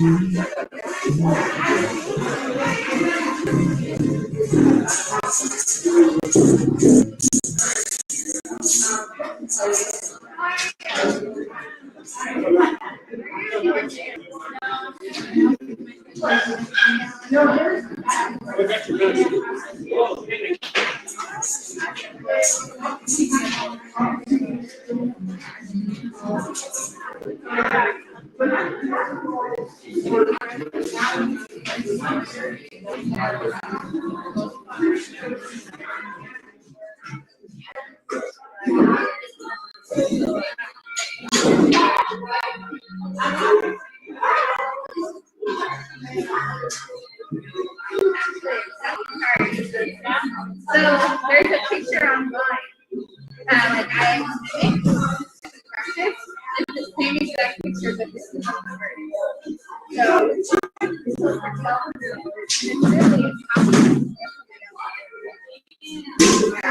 but the colors are very different. But basically it's the same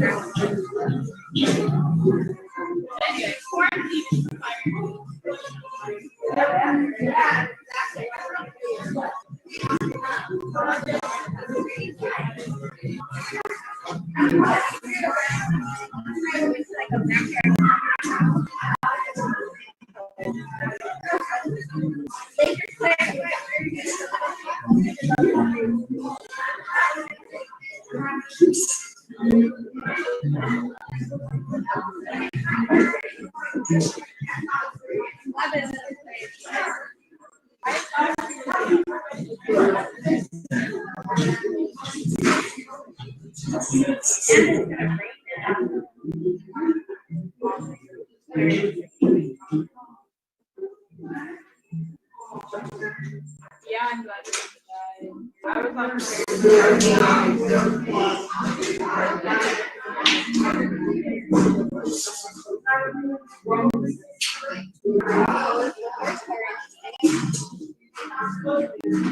I was before I left Mass,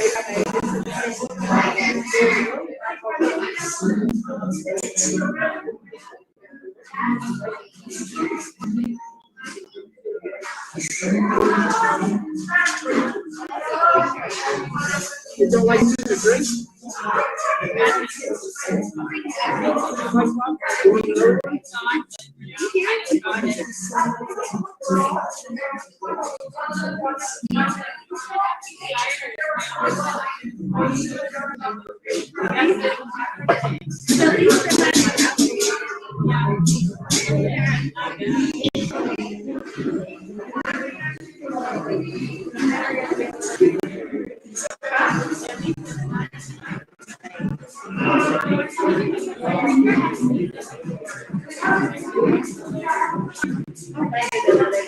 but it's the exact same, like, I'm gonna guys at you. But I'm glad they put it up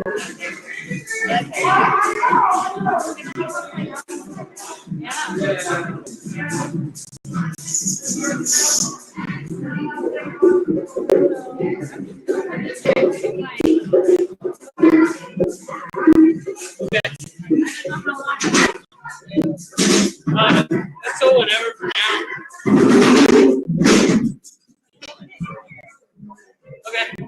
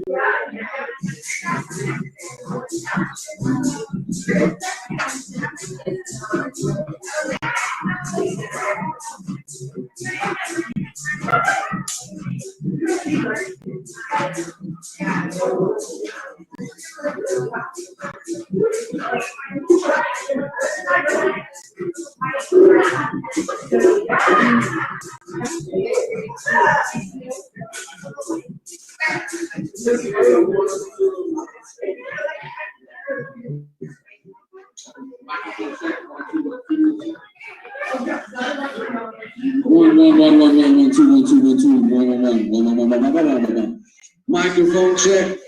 Microphone check. Check. 1, 2, 1, 2, 1, 2. 1, 1. 1, 2, 1, 2, 1, 2, 1, 2, 1, 2, 1, 2.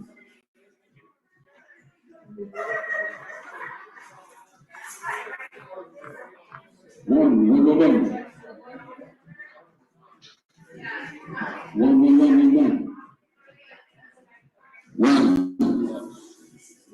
Mic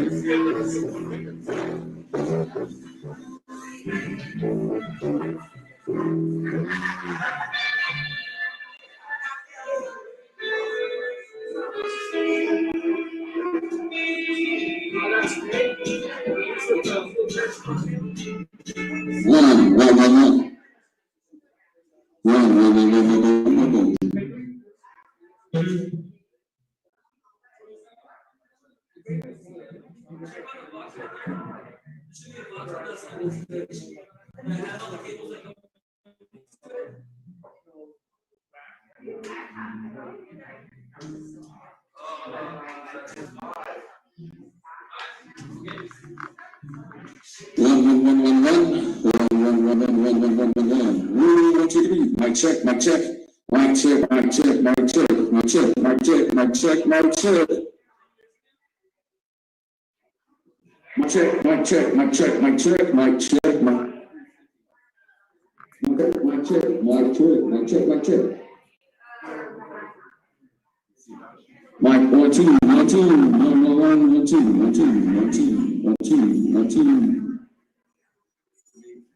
1 1 1 1 1 1 2 1 2 1 2 1 2 1 2 1 2.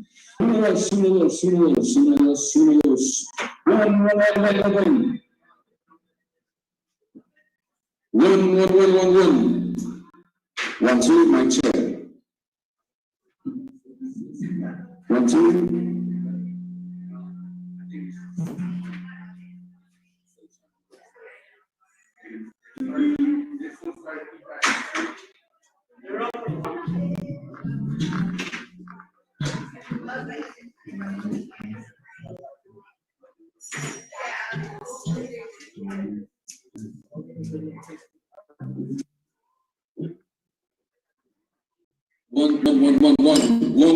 One. Mic check 1 2. Mic check 1 2. Mic check, mic check. 1 2 1 2. Mic check 1 2. 1 2 1 2. Mic check.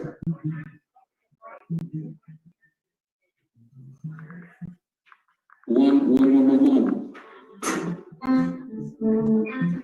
2 1 2.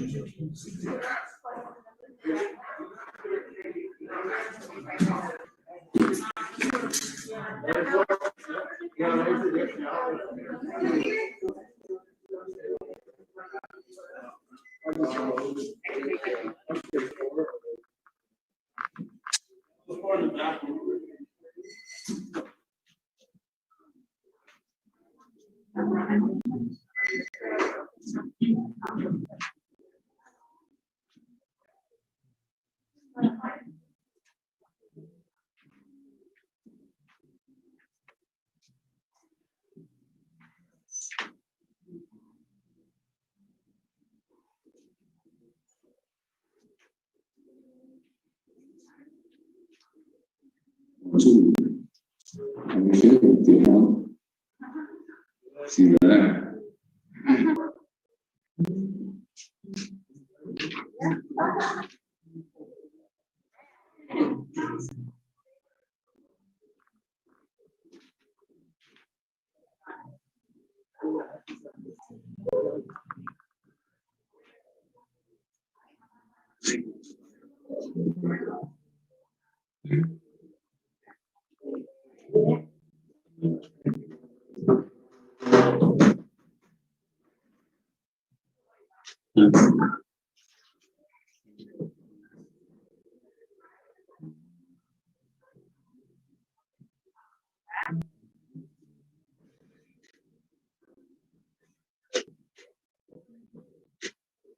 Hey,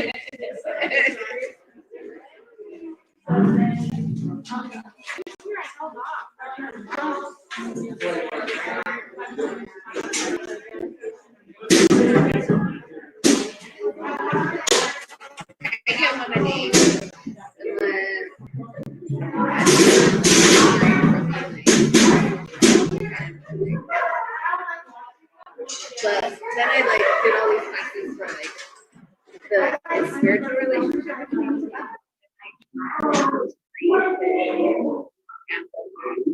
So it makes sense why I'm from.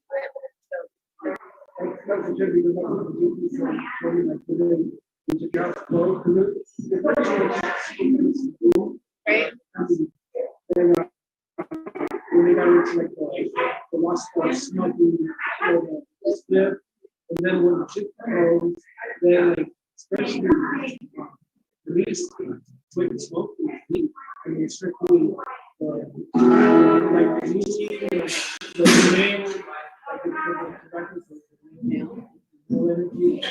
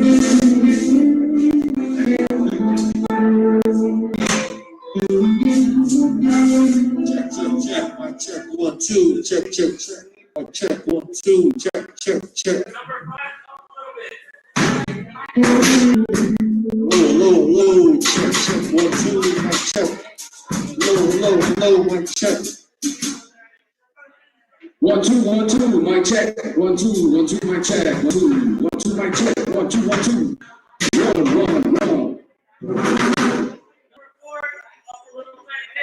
1, 1, 1, 1, 2, 1, 2, 1, 2, 1, 2, 1, 2.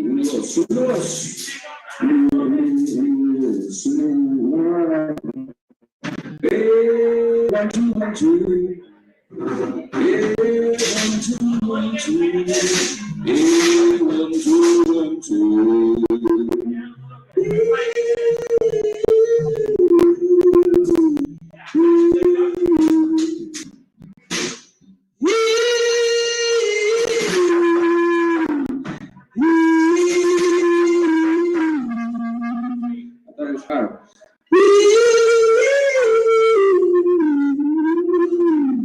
One, two, it's super, super hot. Oh, shit. Super, super hot.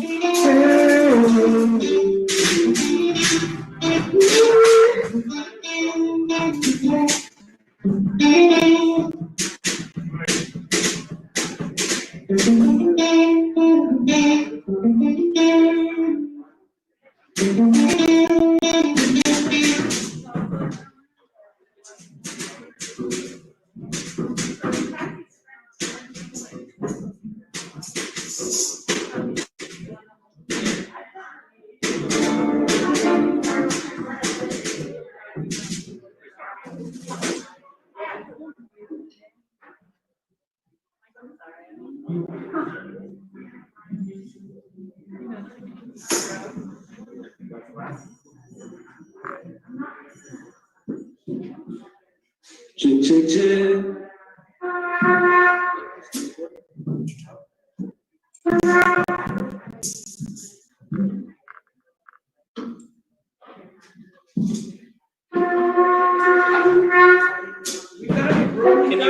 Can you use the headphones to dial in the volume? The volume is like 10, is up, down. Just make it so it doesn't get too loud. How's everybody feeling out there? All right. And the crowd goes mine. And then after that, how's everybody feeling out there?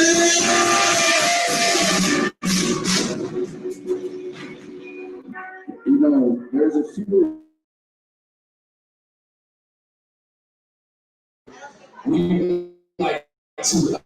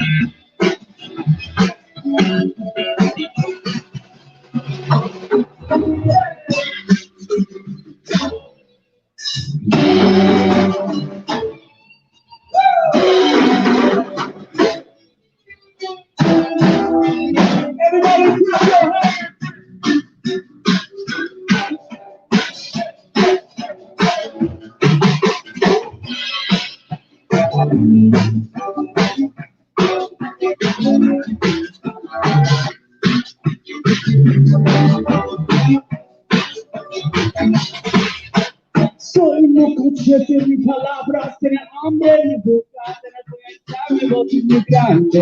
Also have a voice, say raise it loud. And look at focus like the lightning in the clouds. See the way we change. All my people, we the change. We the change. All my people, we the change.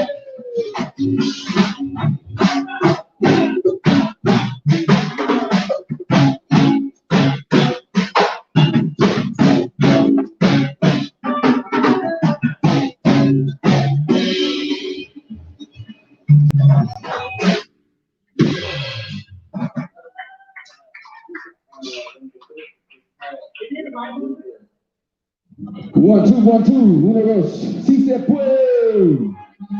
1, 2, 1, 2.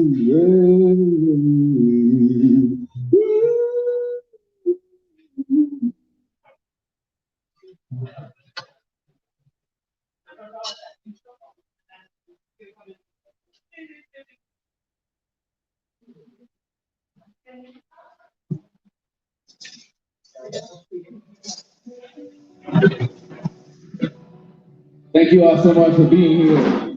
We appreciate the dancers. This song right here, you can't not dance to because it's a cumbia. This song is dedicated to all the teachers out there fighting in the front lines, making sure our children are educated, being taught the right ways, making sure that they become responsible, loving adults. We are Los Mocochetes. And this song is called 43.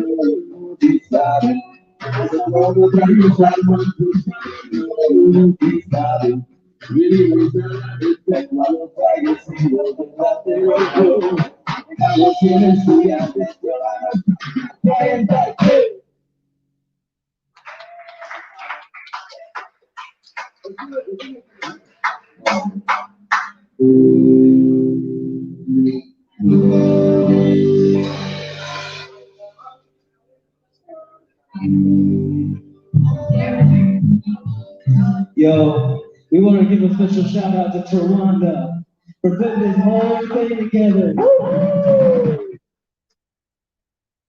This song is especially for her. It is something that's carried on throughout the tradition.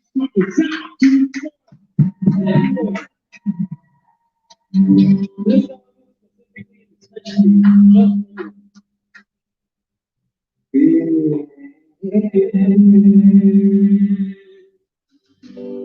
estas son las mañanitas que cantan el rey David. Hoy por ser día de tu santo te las cantamos aquí. Despierta, mi bien, despierta, mira que ya amaneció. Y a los pájaros que andan la luna ya se metió.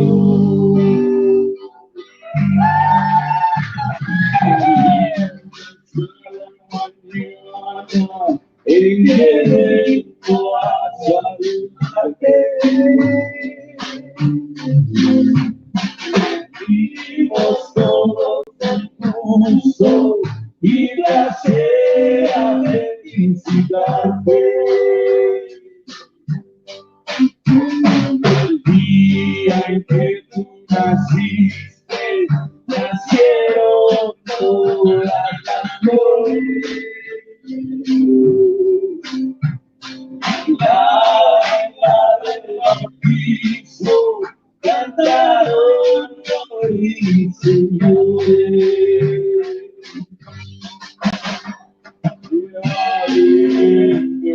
Amaneciendo y a la luz que el día nos dio.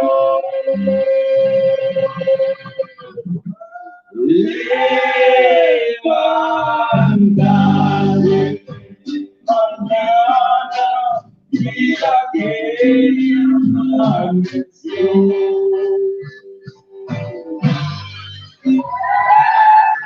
Happy birthday, we got a day. We got your back for whatever you need anytime, y'all. Thank you for being born. God. I can't do it for both of you. I need to bring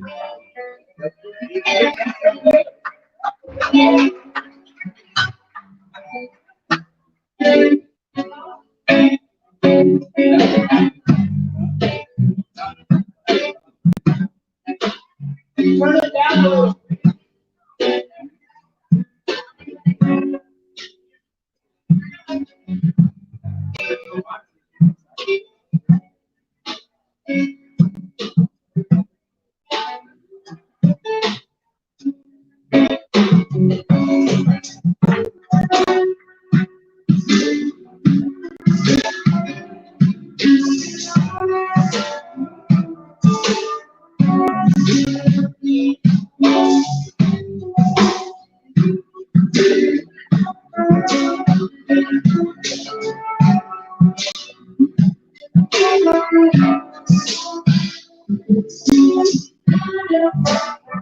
Hey, hey, everybody sing with us. It's pretty simple. All you gotta say, hey, hey. Everybody get ready. Here we go. Hey, hey.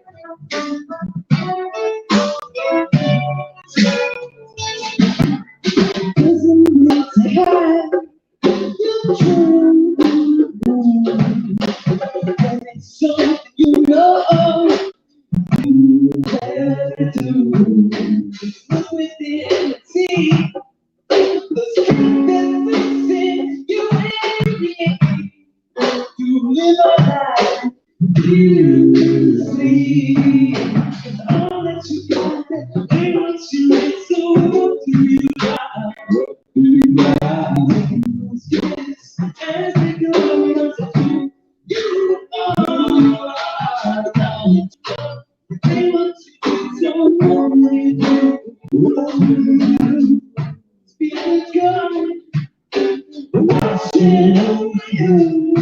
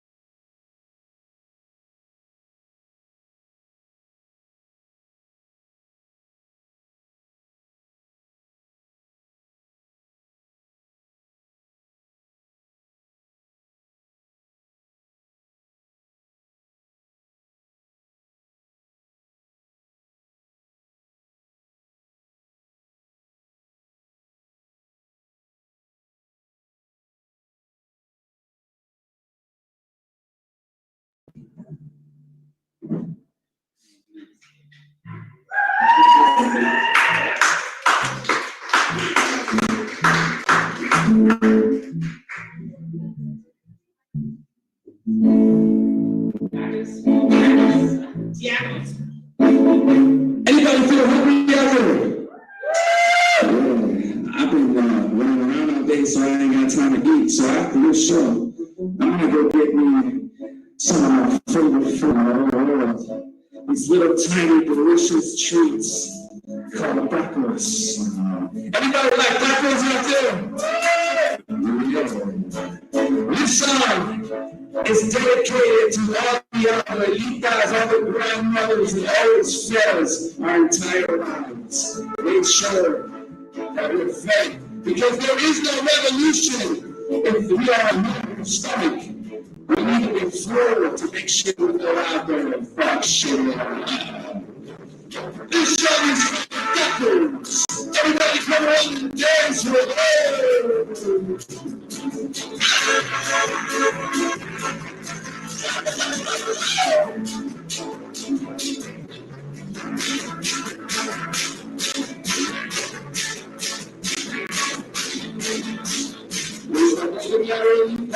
saben de chulán, desde la música viva y mucho frío.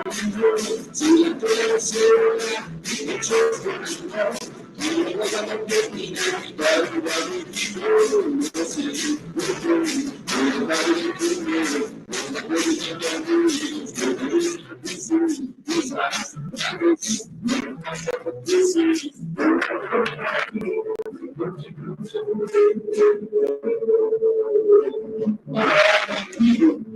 it's time to get it out.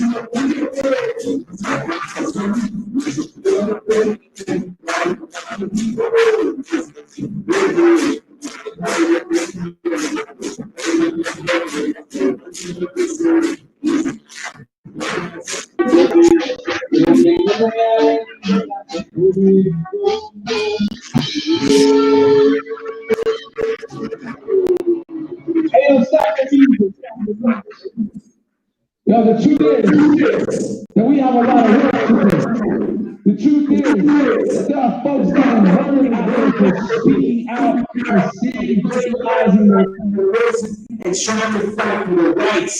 The truth is that this system is oppressive, that we've been fighting the system for so long, and I know it feels like an uphill battle.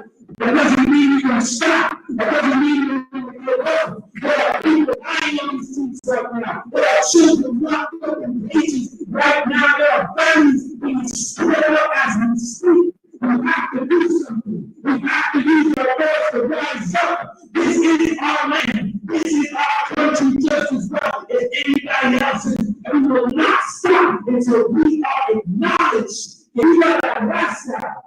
Que viva LGBT, que viva los brown race, que viva Black Lives Matter, y que viva los negros.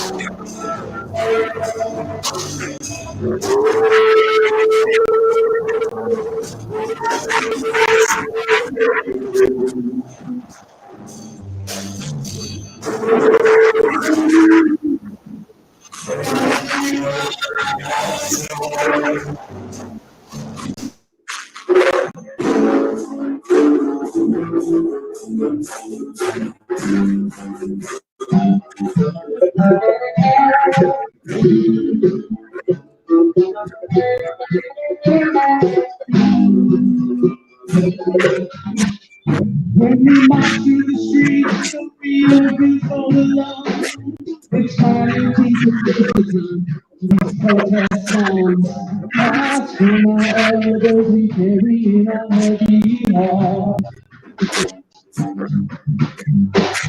The life of an empire is filled with confusion, consumerism, suicide, losses, confusion, illusions, beautiful if you see it that way.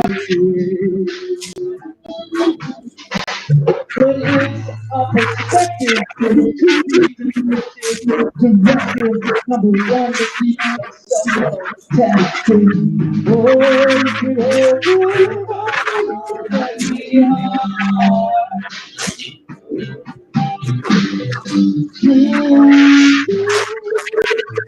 What happened to us?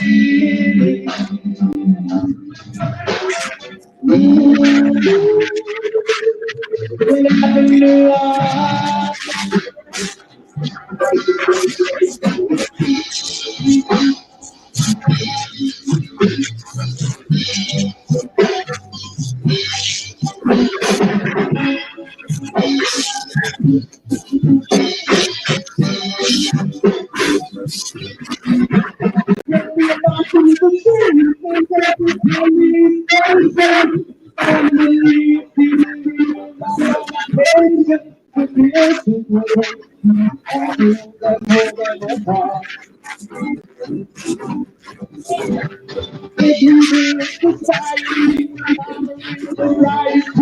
been pushed to the limit.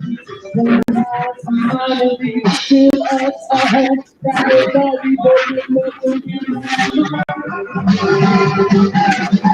Take it till we grow, till we grow, we sing home. Take it till we grow, till we grow, we sing home. Take it till we grow, till we grow, we sing home. Take it till we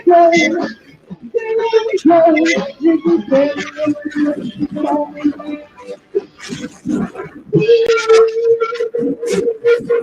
You taking back our city. You gotta believe that shit.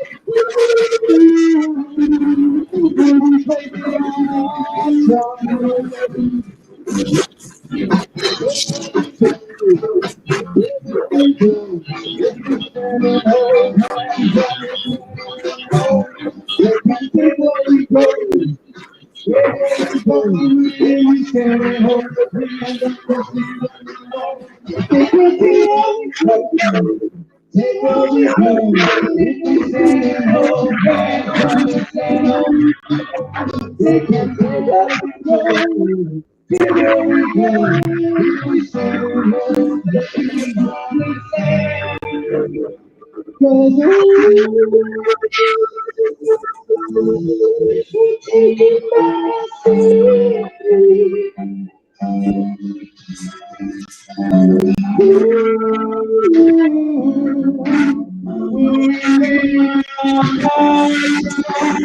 See you with us, y'all.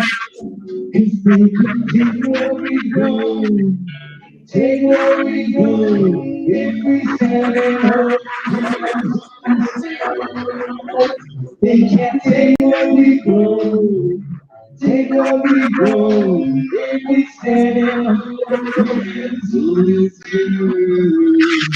They can take where we go. Take where we go, if we stand in hope. Hands on the street.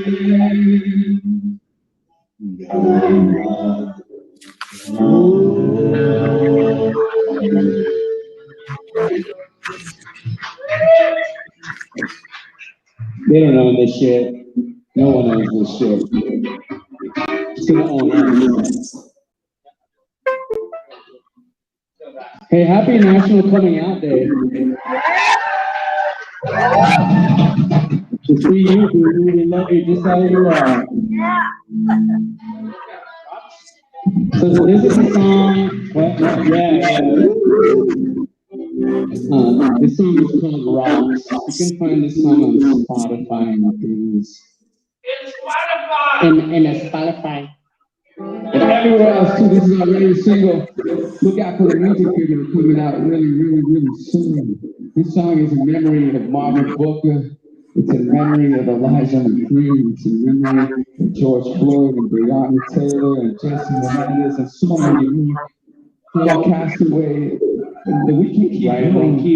We can keep going all day because the fact is that we've been dying in the hands of those who are supposed to protect us. And this blood has been spilled on this earth and on this land, and somebody has to be held accountable. This song is about accountability. Right? That's what we have as a right, to hold folks accountable. So make sure you get out there and you vote. Make sure you get out there and you make your voice heard. Grab your rocks and go. Check it out. I would like to add, this song is also a celebration. This song is for all of them out there speaking every day, taking that word and amplifying that voice.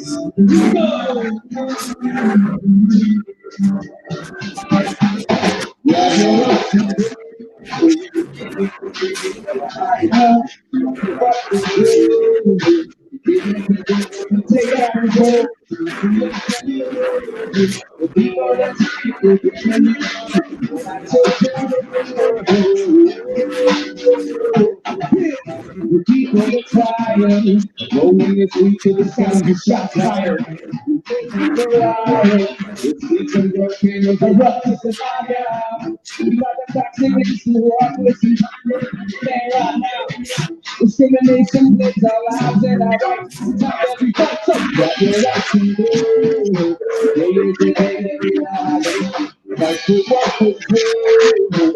Day is the day that we take back control. Keep on the fire, getting it on.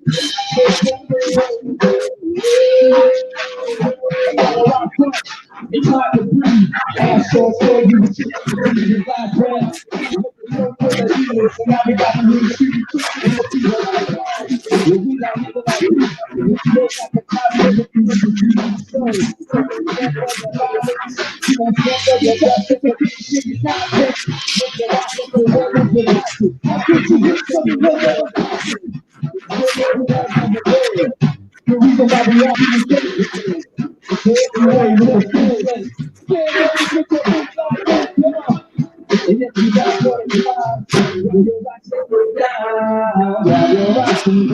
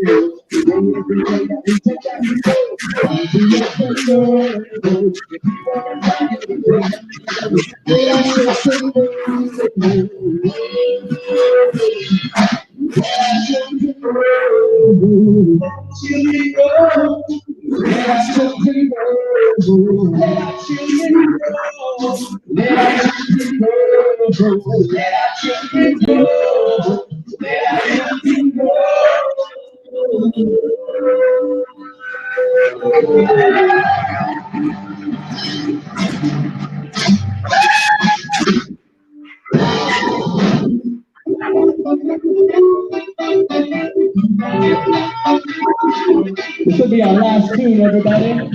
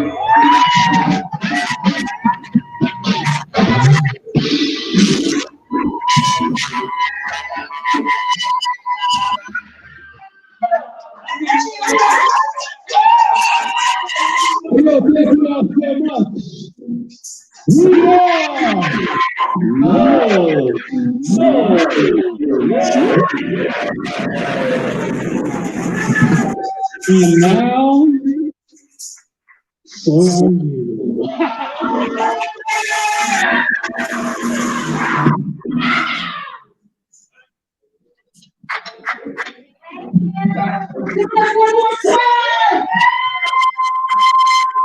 I want to thank each and every one of you please get out and talk. Please help your community. Now is our time. It is our time, and our voice will be out there. We will